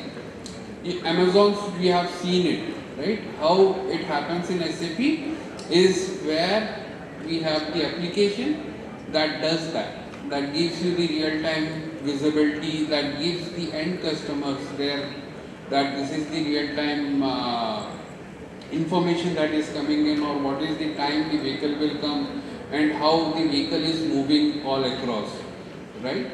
Similarly, the second one is on the agility and the resilience across the logistics functions, and here also how intelligently based on the data, based on the AI, how it can quickly react, quickly give you those insights so that you can work upon and you can take the challenges to mitigate it. Right? Then the increased productivity, speed, throughput. Again, say suppose we have some shipments to be sent out, how efficiently you can fulfill them, how efficiently you can pick in the warehouse to ship it onto the vehicles, what type of vehicles it is required and all. So that's where again the efficient way of working with AI is where we look at, right? So yeah, this is what SAP's vision or SAP is doing on the entire supply chain. This is the entire supply chain suite with business AI integrated to the application. Right? Now, what does that integrated thing means? Is as simple as you see now our WhatsApps have Meta AI. Right? It is part of the application. You call it, you ask for it, and it suggests you, gives you everything, right? But it doesn't search, because again there is a privacy angle to it, which doesn't allow the chats to be searched. But if you ask something different outside that, it will do.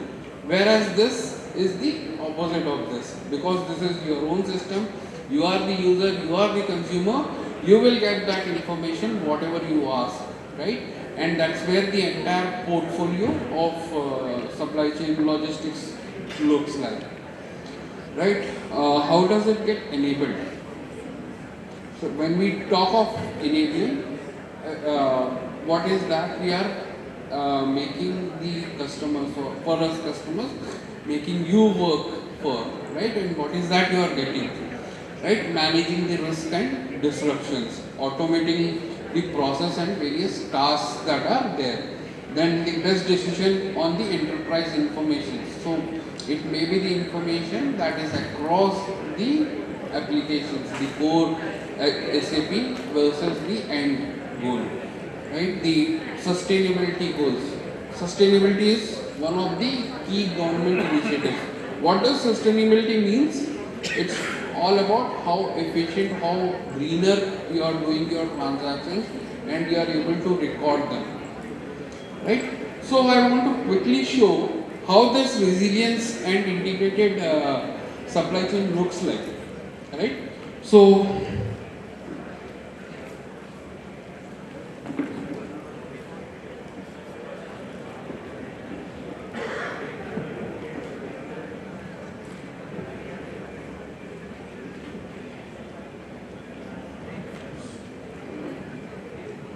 taking a bit of time, but yeah.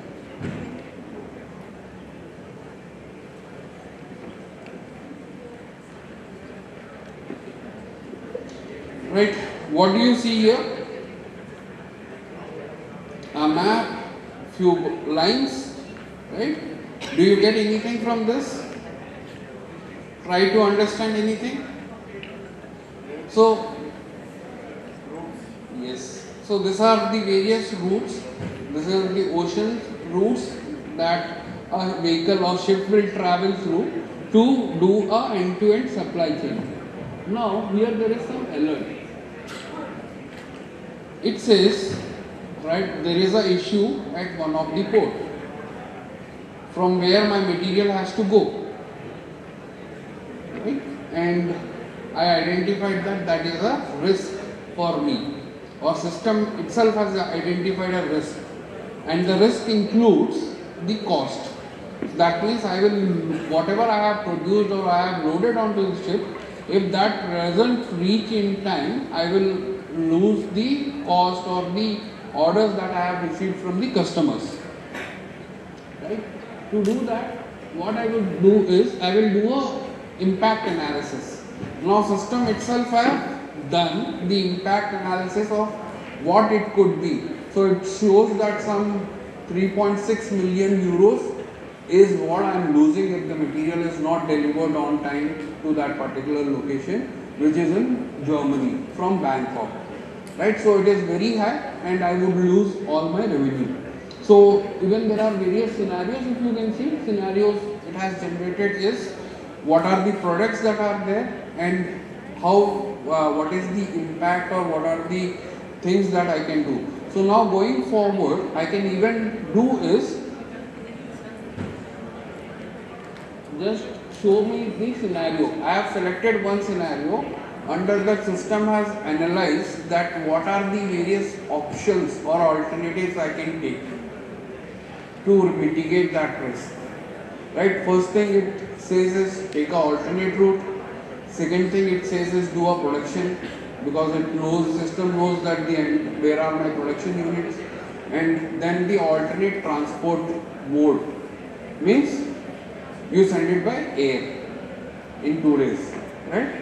So there were various parameters for the system we have set, because we have trained, right? Though AI is working at the behind, but we are giving that decisions. So we have asked to look at the sustainability goal, the delivery goal, and the lead time, how much time it would take. Right? Putting all together, system has analyzed all the data and suggested us that the second one is the recommended one. Right? Now what I can also do from this point is that we agree and do is the action, implement it.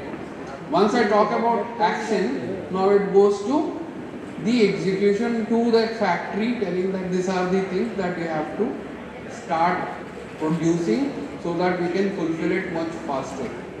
Right? So that's where the end-to-end integration or end-to-end connection is what we talk about.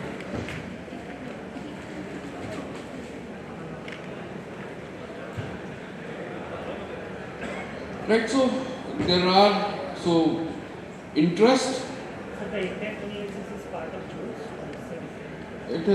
It is not part of Joule. Joule supports to, impact analysis is part of Joule, a business AI, SAP business AI, and then the implementation is part of the regular operations. Right? So these are various portfolio of the products that are there, and each of the pillars, say design, if product design is there, or it is a supply chain planning, procurement, manufacturing, logistics and operate. This is what we call D2O, design to operate for supply chain, and each of them, if you see, there are very specific things written where AI is being getting used, the Joule is being already used. Right? And very specific to know deliver. What is this deliver all about? Where did it come from? You didn't see anywhere, right? This is where the logistics is all about, and these are the various things in logistics very specifically we do. Okay? So this is what, when you do all of this, there should be some benefit, there should be some ROIs that should be driven, right? So this is where a few of the benchmarks that we have taken from various customers to analyze and what they have got after implementing applications or using business AI or the supply chain applications to improve. So there can be a revenue improvement, there can be a forecast accuracy, there can be a manufacturing cycle time that has been improved, right? A reduction of unplanned downtimes, which is from the asset, for the asset that we can track it. Total logistics cost is what we are talking about, the reduction and all. So there are all these things, KPIs is at the end is what would drive a business to improve, right? And that's where we are tracking about it. So here, when we talk of SAP, and this is where we have currently 2 offerings, right? And one of them being Rise with SAP, which is a private cloud solution, and there is a Grow with SAP, which is a public cloud solution, right? And all of them comes with AI into it. And as and when, based on the volume, based on the transactions that is there, that's where we decide, we discuss, we talk, make the customers understand what is their right approach or journey with. So that's where it is, right? Now sir, I would request Sanjay sir onto the stage, and sir onto the stage, where we have a new offering exclusively for India. And because being on the cloud, our public sector organizations, right, which are government organizations, doesn't believe or doesn't easily go on to the cloud, because there are a lot of security reasons that they can't send the data out of India, right? That's where we have a new launch for the India market, especially for India, be in India, to be India, and that's where this is all about. Sir, so I will ask you to press the next one. So sir has been using on the private cloud, so now this is the new offering. Just press this. Yeah. So we see the new offering that has came up. This was launched yesterday in Delhi. So in front of all the government officials being present there. Today I got the opportunity to do it here. Yeah. So this is for India.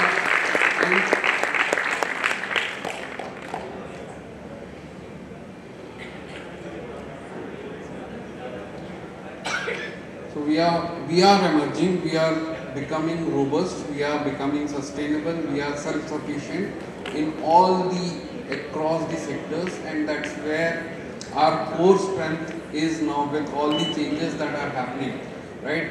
For example, the UPI. We have given it to Singapore, we have given it to UAE, we have given it to Middle East, where they are using it. I got an opportunity to be there in Singapore with this Jan, and that's where they are talking of UPIs. We can use the UPIs there.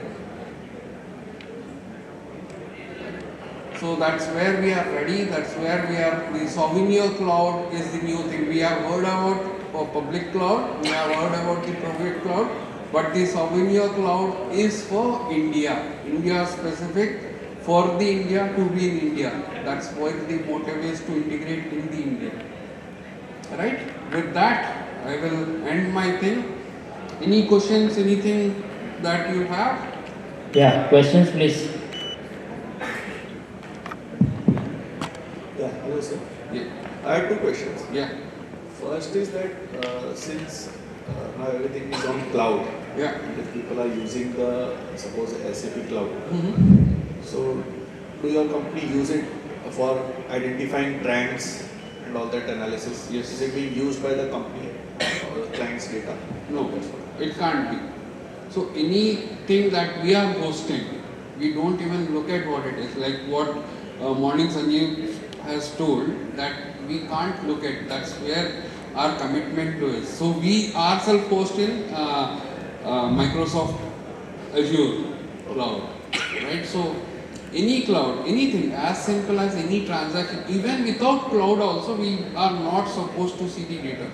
So So we being a product company, we being a OEM, the issues comes up, right? And we, the customer asks us to look into their system. There is certain protocol to look at or address that issue. We can't transact. The customer transacts and we looks at it. We can confirm it, or we ask them the script, how do you do it? Right? So we can't look at any data. And second question is about the ownership or responsibility of whatever analysis is being done by the AI. Like suppose AI says जैसे आपने बताया वहाँ पे इतना Euros का loss हो रहा है, the goods do not reach, this alternate and analytical things. अब जो decision taker है, he doesn't know what algorithm is going behind. Correct. Now if the decision that or the analysis that AI has given and on that basis somebody takes the decision and if that goes wrong, the main problem is कि उसका owner कौन है. अब अगर किसी आदमी ने किया तो he can be held responsible कि भाई तेरी वजह से ये हो गया. मतलब AI ने analysis किया तो that is the first thing. और second के भी अब उसमें further development करना है कि भाई चलो ये problems थी. अब पता ही नहीं उसने किया क्या, अब उसको कैसे ठीक किया जाए. So yeah, to answer that, that's where we are always telling that people are not redundant anyway, right? So people are there in every process. So to give you the answer on what is the model or what is the thing, models are visible. Whatever the model AI does it, and all the LLMs, all the algorithms are there, and we only train them. We give the logic to understand that how do I look at my alternate. So if I am sitting in India, I am talking of logistics today. There are chances that whether the vehicle can go on a road or take it so simple as the car, right? Today, what is the mode in which the car can be transported? There are two, specifically two. If you talk of India, moving the car from the manufacturing point to the dealership, we have the road transport or very recently rail has came up, right? And that's where these two, based on these two, I have my pricing inside the system, right? Looking at that system calculates. So yes, human intelligence is always there as a guiding principle, but AI would give you the thing, somebody is responsible.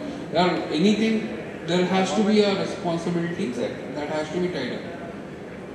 That's the company policy. The person taking the decision is responsible whether it is based on AI. So पहले क्या था, अभी क्या है कि we have managers, we have subordinates, right? Subordinates जो काम करते हैं manager की responsibility करेक्ट. अभी क्या होने वाला है? Managers, subordinates and chatbots, तीन होंगे. Right? अब ये तीनों को चलाने वाला ऊपर जो मैनेजर है, so manager needs to know what has gone into this AI and chatbot and how that's where the leadership role comes into. And that's where Sanjay sir will highlight more on how their leadership has been transforming things and how they take decisions. Thank you, sir. Any more? Hi sir. So you said data cannot leave India.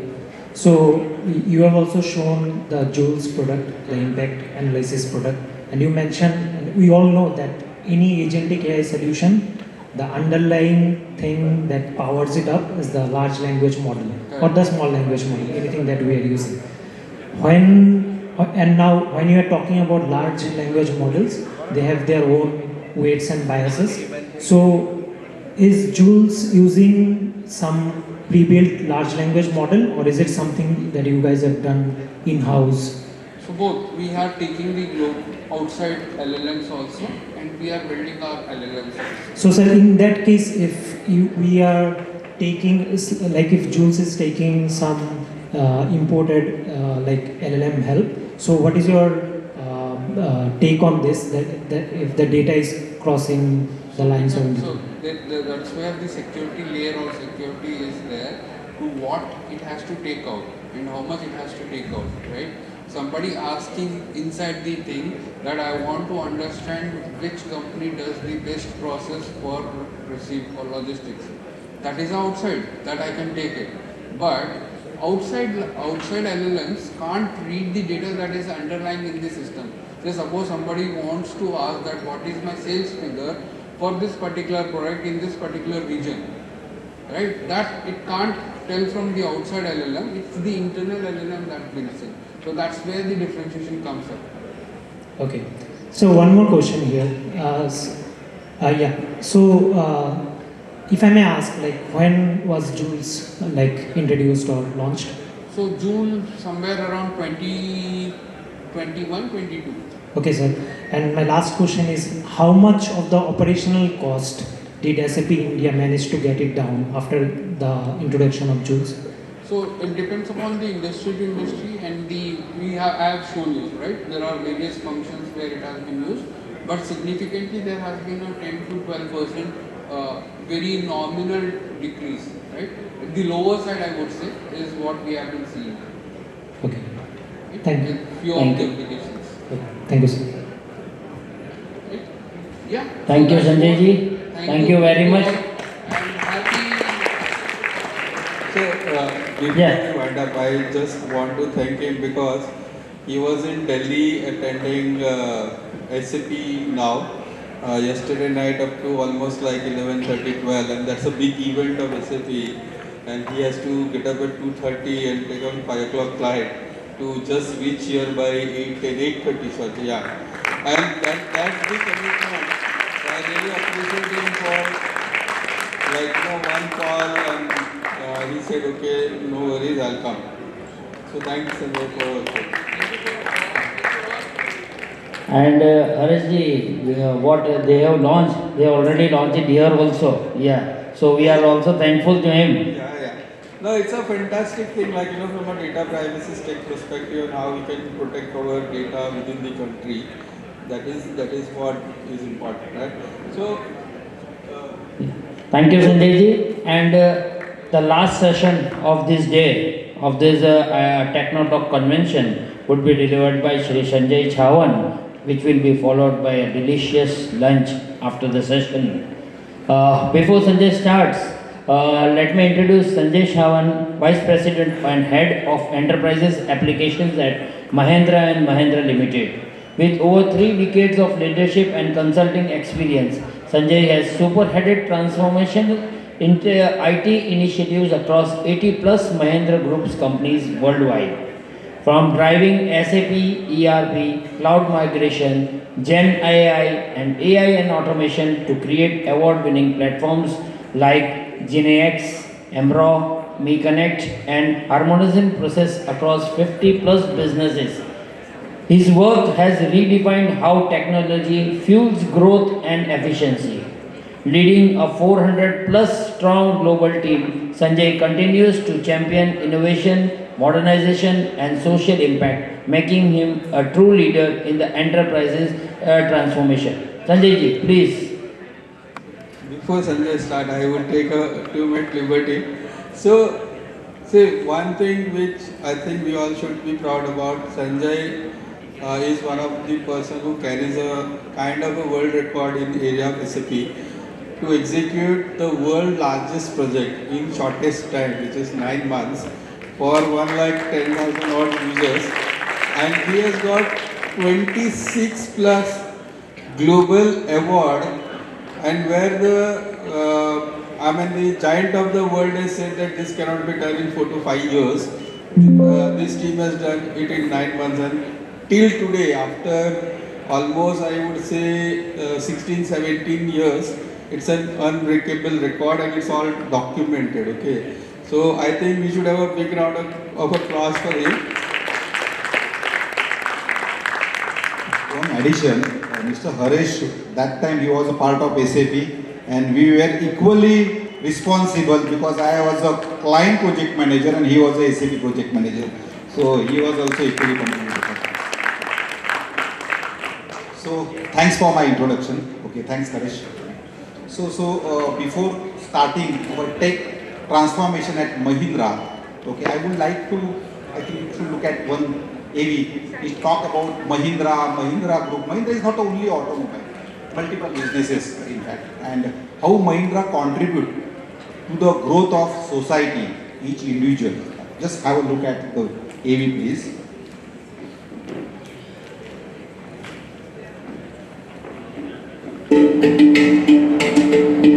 Not all numbers are born for the balance sheet. Some are born to bring a smile.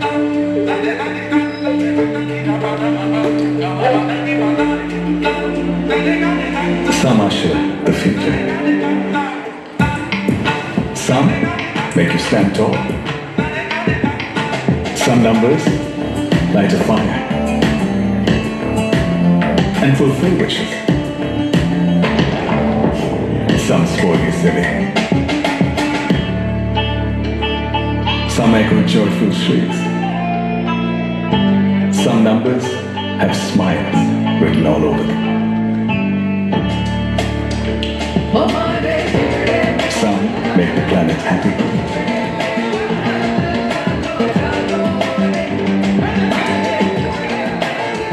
Some make the planet healthy.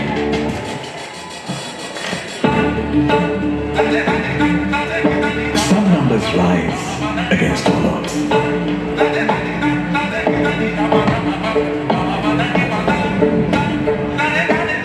Some are made for dreams. Not all numbers are born for the balance sheet. As we spread our wings globally, we at Mahindra believe that the numbers we are most proud of are the number of lives we have touched.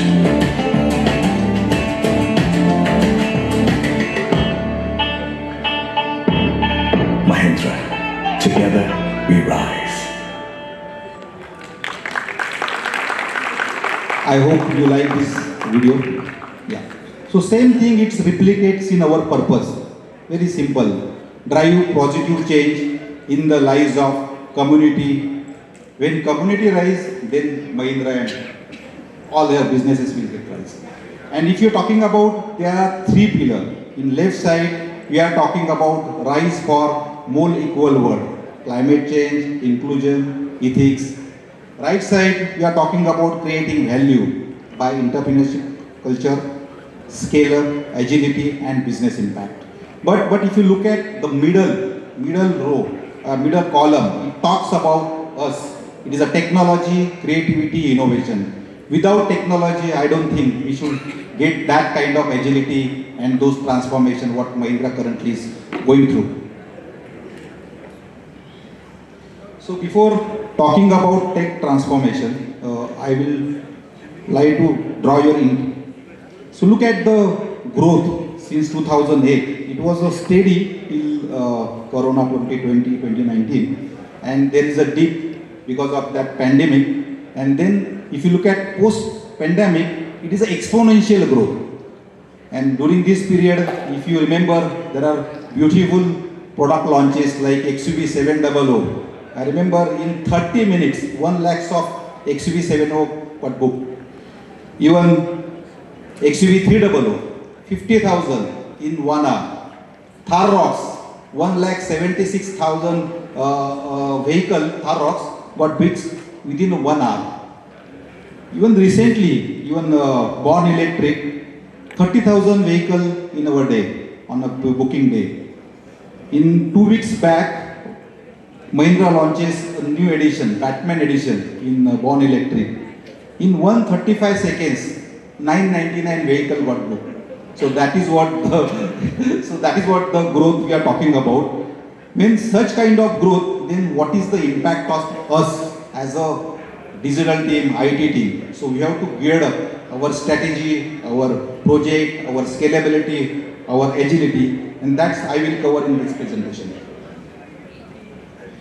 So how we will achieve this growth when we are talking about this exponential growth? So we decided to move on cloud. But before moving on cloud, simply putting your data from on-premise to cloud is not the way. How we can transform, how we can modernize, how we can make more scalable. And that is why we took these 4 rules.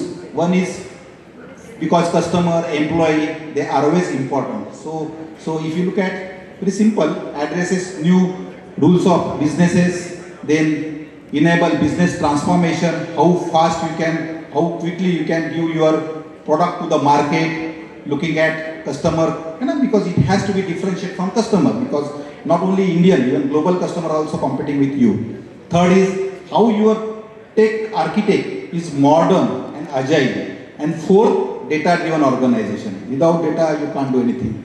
So if whatever transaction you are doing, there must be an insight out of that data transaction. And that is what data is also very much important for us. So before starting our cloud journey, we spend lot of time on, and it's kind of discovery about our application landscape, our security posture, and we come up with, this is a well-known 3R cloud migration strategy. So we bifurcate application which can be rehosted. Rehosted means from data center, because we have very much mature data center. In fact, at Kandivli, during our nearby our manufacturing facility, there is one more building which is a Mahindra Digital Engine, where our established data center right now is there, but now most of the data IT landscape we move on cloud. So while doing so we identified which are those applications can be rehosted on cloud, which has those applications can be refactored. Certain applications like extended warehouse, I think just in last presentation we look after the warehouse management solution, which is required to be near your production facility. Some MES solution, manufacturing solution that need to be, because of that latency. So we keep those, we decided to retain on-premise. Some of the applications need to be rebuilt, looking at the open source platform, because cost is also very much important. So for example, there were some applications using MySQL, how we can make them on Postgre, .NET to .NET Core. So that is what the application we identified to rebuild. Replace means, say example of SAP. SAP, we were on SAP S4, but on-premise. So how we can move them into RISE, their SaaS version. There were so many COTS applications. So we decided those applications should move as per their roadmap so that they will be more agile, modernized way. So we decided to replace those applications with their SaaS. And when we doing this exercise, we identify certain applications are redundant because of technology, because of their usage, then we decided to retire. So these are the 6R cloud migration strategy before moving or a entire application landscape on cloud. So how we achieve this? So we define different tribes. Okay. For example, when we are trying to move our SAP to the SAP Cloud RISE platform, so need to be upgraded, need to be harmonized. And before moving on the cloud, how we can modernize? That is what we are looking for BTP, that second tribes. But our main intention, let's move them on cloud first, and then we will do modernization. That is why that two track were not parallel, it's a sequential. Third track was a impasse. When there are in Mahindra, not only SAP, there are so many bespoke applications. Application they were written in open source platform. There are 500 plus applications. So how to move them on those clouds? Generally we are multi-cloud. We are using Google, we are using AWS, we are using even Azure. So deployment must be easy. So that is what we develop our in-house impasse cloud provisioning solution. It is a auto data. It is a making provision on cloud when the application person, he has to specify his application, then automatically cloud provisioning is happening there. So that is what the impasse is.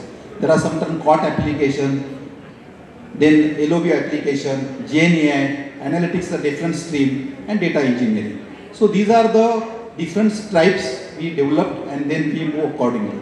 And over and above, there is a cloud COE. When we are moving on cloud, there should be a separate department who should monitor, optimize whatever the cloud, because when we move on cloud, definitely there is a cost cycle. So there must be a team who can monitor, optimize the cloud load. That is what the cloud COE. And finally, when we are talking about, it is important to build that capability within your team. So that is why we imparted training to our team and also with a partner team. Now I'll talk about SAP. So SAP, we have a global single instance, around 85 plus legal entity on that single instance.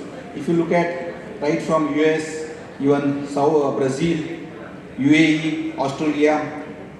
So most of the companies are now on single global instance, most of the company in India as well. Okay. So that is where SAP landscape is very much complex. If you look at, this is what the SAP journey, we gone with SAP, we implemented SAP in 1997 when we started, and I was a part of that team. Okay, I saw all those versions of SAP till SAP Rise. So if you ask me, we bifurcated for your convenience point of view in three groups. First is the foundation and harmonization of SAP.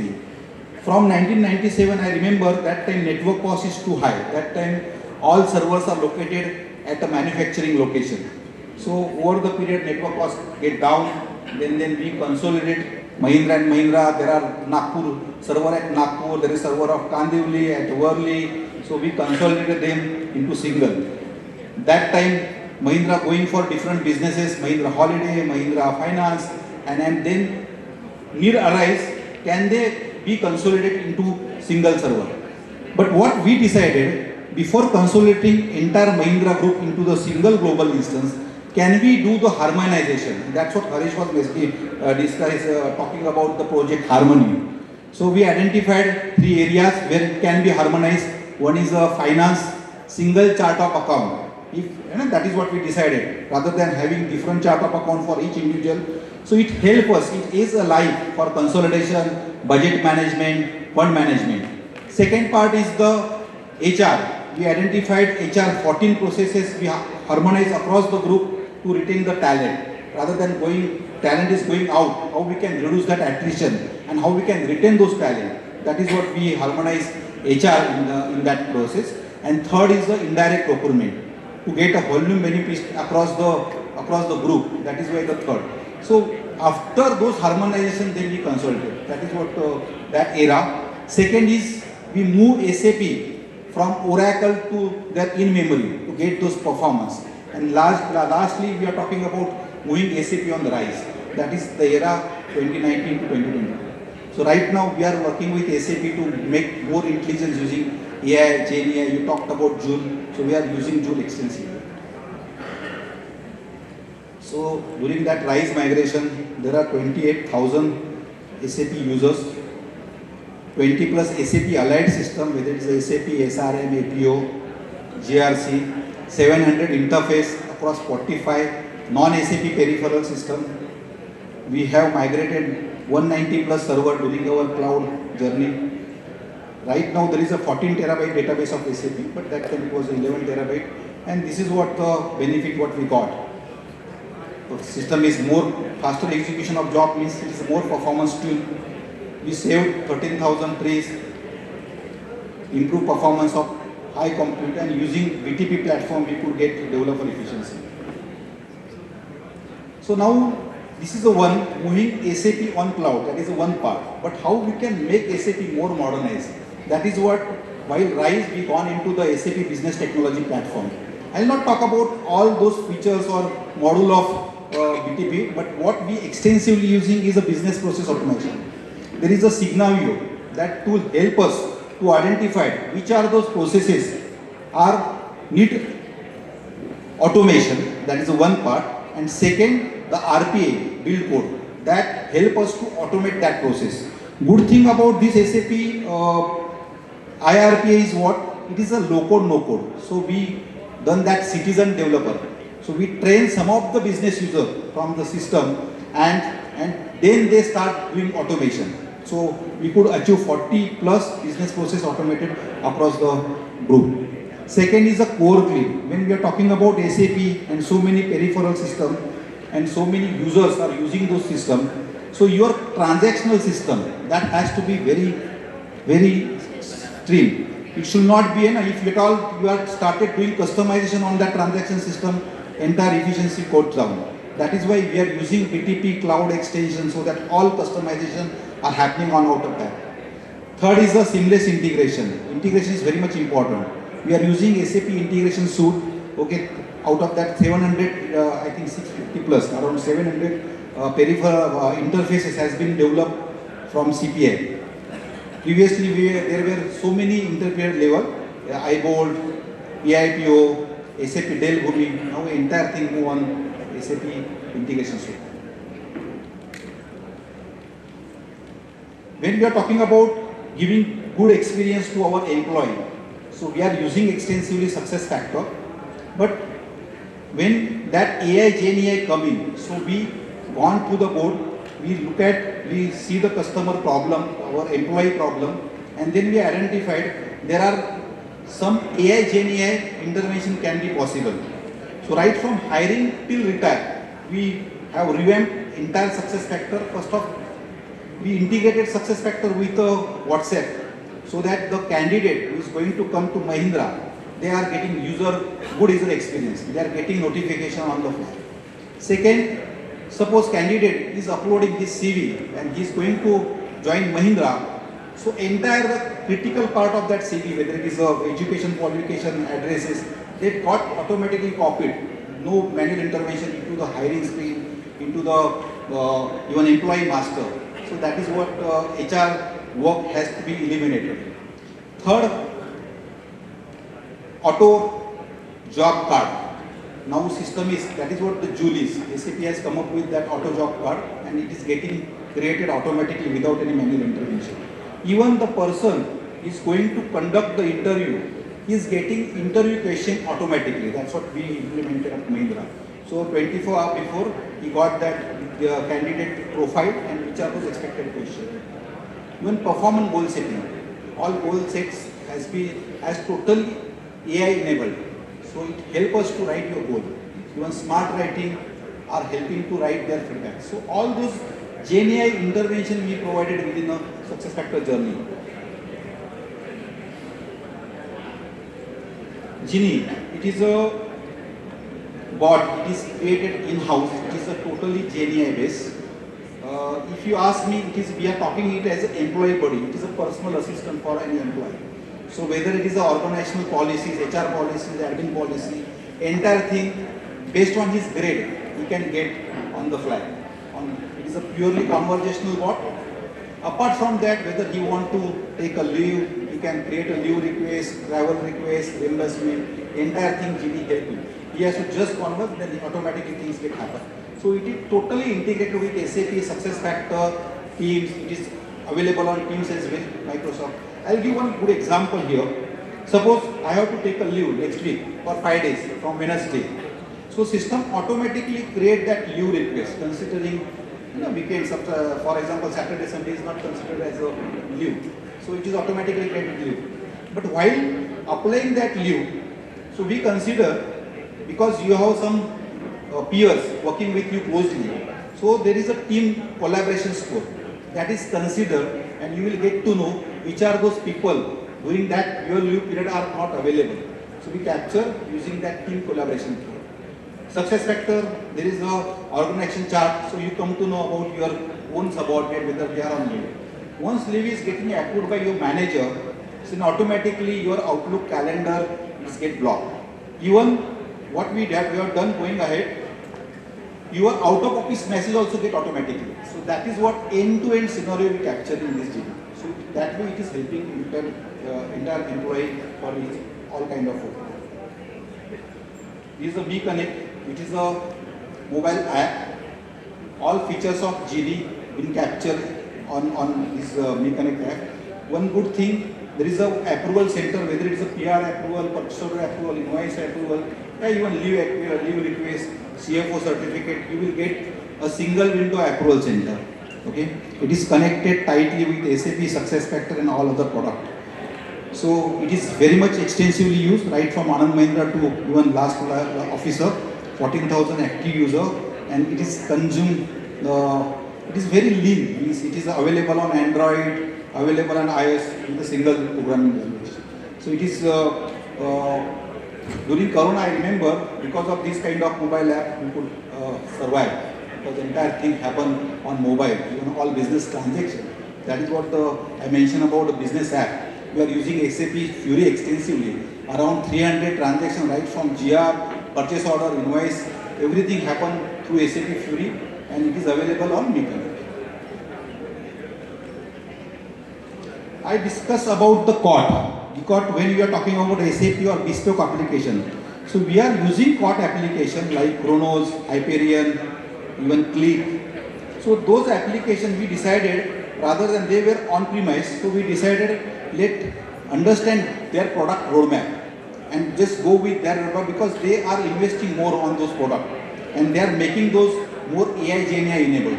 And that is what we decided while our cloud journey, let's either right from moving them from on-premise to cloud as it is, like Polo, let's go with their roadmap and make them SaaS version. That is why I bifurcate what is the benefit of SaaS offering or their on-premise offering. And then we decided to move on their SaaS platform. So we have a 500 plus LOB open source application, mostly in legal, compliance, employee portal, annual survey, learning development, even dealer, CRM. And while moving on those on cloud, on GCP particularly, we decided let modernize those applications, and for that developer we use 12-factor code compliant. Those applications supposed to use those version control, they supposed to use DevSecOps, they supposed to not standardize codes and common. There should be a repository where they should use those repository rather than everybody's write their own code. We are using API management system. So these are the methodology being used for before transferring those applications from on-premise to cloud. This is our DevSecOps pipeline. Mostly we are using open source tools, and whether it is a Junkie, Jira, even there are some Sync or Checkmark. These are the security tools we are using. The VAPT is happening at development level, at a testing level. At the same time, we are having connected, and there is an auto testing mechanism. So we are using JMeter for auto testing during that development. So this is developed, this is the cloud agnostic because we are using multi-cloud. So it is connected with all cloud, whether it's Azure. Whenever we deploy, I talked about MPOS, where is the auto Teradata. When as a user, as an application owner, I want to deploy my solution. So I put my request into MPOS, giving some detail, then automatically cloud provisioning happening on cloud, and we are using this DevSecOps for building those pipelines. Integration is, I talked about integration suite, but it is very important because there are so many interfaces we have. So we gone with the SAP integration suite, but one part is very important. Only integration is not enough. You have to build API around it. Then only you can do more strong monitoring. So that is why we built SAP API. Right now we are exploring SAP Advanced Event Mesh. It is a real-time data exchange between SAP and non-SAP system. That's what we are now exploring. Again, testing. We have a separate quality testing, software testing. These are the, there is a shift left testing, automated testing, smoke testing, respects testing, continuous testing. So all those testing has been done within this quality COE. These are the type of testing. There is a functional testing, non-functional testing. Because I talk about SAP being a single instance, so whenever there is a simple change, it can disturb entire business. So whenever there is a transfer of change request from development to quality to production, so we have auto testing. We are using SP load runner or SP Opera. So that entire script get run for every change request. Talking about analytics, so we were using SAP BW. I remember in 96, 97 when we started SAP, all report, those are the operational report directly using ABAP on SAP. Then 2002, we move on SAP Business Warehouse, BobJ for that dashboard. But those reports are mostly performance report, plan versus actual and all those stuff. So company decided to move from BW BobJ to kind of data lake. Then in 2022, we gone ahead with Google BigQuery. Now so there were silos of data. Now entire thing is available on Google Data Lake. Okay, and we are using extensively Google Vertex AI, Google Dedupe to make it more intelligence report. So that is what the currently analytical platform what we are using. and these are the data as a service, because requirement is coming, real-time data requirement coming, user wants to run their own data. That is why we are on Google BigQuery. We have developed data catalog based on the user functions, whether it is a supply chain user, it is an inventory user, it is a sales user. So they are getting those data right from their own data catalog. So entire, it is a dependency on central team is reduced a lot. And being a Google data lake, it is more secure. There are governance layer we built across it. So these are the some tools developed in-house. I spoke about MeConnect, it is developed in-house. I spoke about GenieX, that conversational bot that is being developed in-house. Emra is a platform. Now we have gone ahead with a SAP IRPA, but before that we have developed this platform using Robin and Selenium. So around 200 plus business process been automated on that platform. But it is being a pro code, need more coding. That is why we have gone ahead with the SAP IRPA. Mahindra AI platform. I think everybody is talking about the security concern. When Microsoft come up with OpenAI, ChatGPT, that time, you know, everybody is aware there is a challenges on security. So Mahindra developed Mahindra AI platform where we create our space where we can execute data.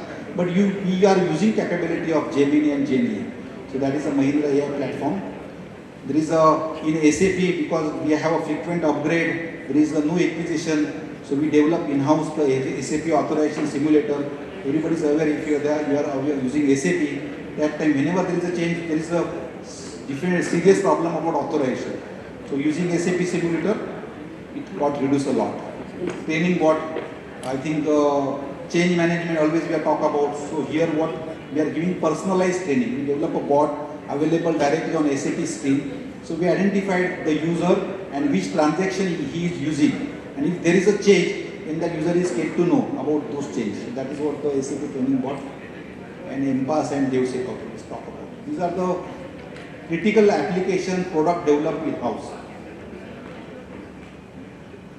These are the benefit of any cloud migration. I have not put the figure because those are confidential. But easy deployment time, enhanced security features, improve cost, easy to deploy serverless. We are using serverless application, ensuring business connectivity and adopt scale. Now AI and GenAI, these are the some of the AI because we are using SAP Joule and GenAI practices.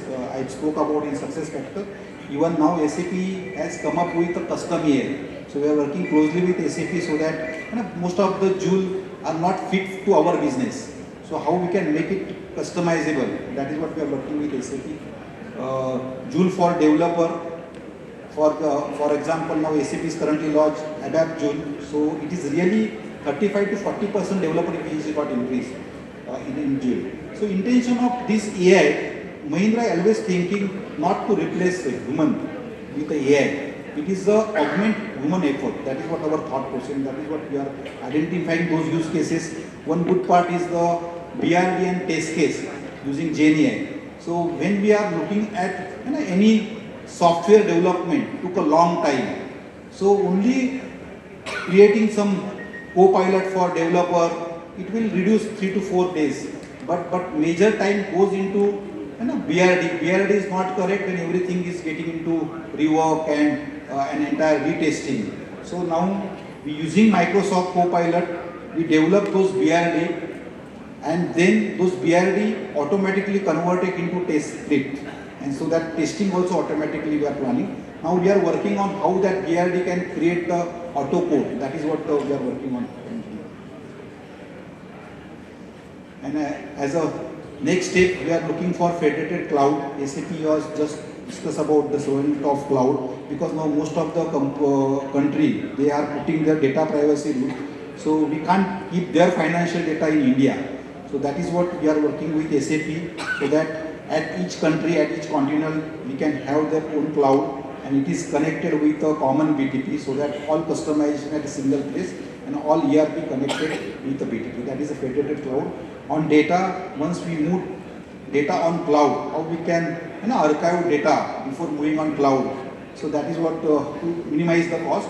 that is what the area we are looking forward, because when there is a data volume increase because of that growth, so we need to cut down that data cost as well. AI first, so we are working, now we are creating our own agentic AI platform under Mahindra AI. Security, you know, we are investing a lot on security. When we are talking about AI, Gen AI, when kind of the growth we are looking forward, investing a lot on technology, that time AI security is must. So that is why whether it is application security, database security, cloud security, or even cyber security, so continuous efforts are gone. So any question, because time is very short, so I try to make it fast. Any question you have?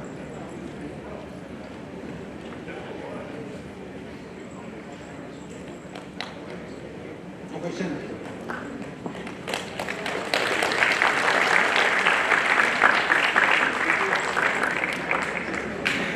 So I just मतलब तुमने गुजराती में simple बात कहो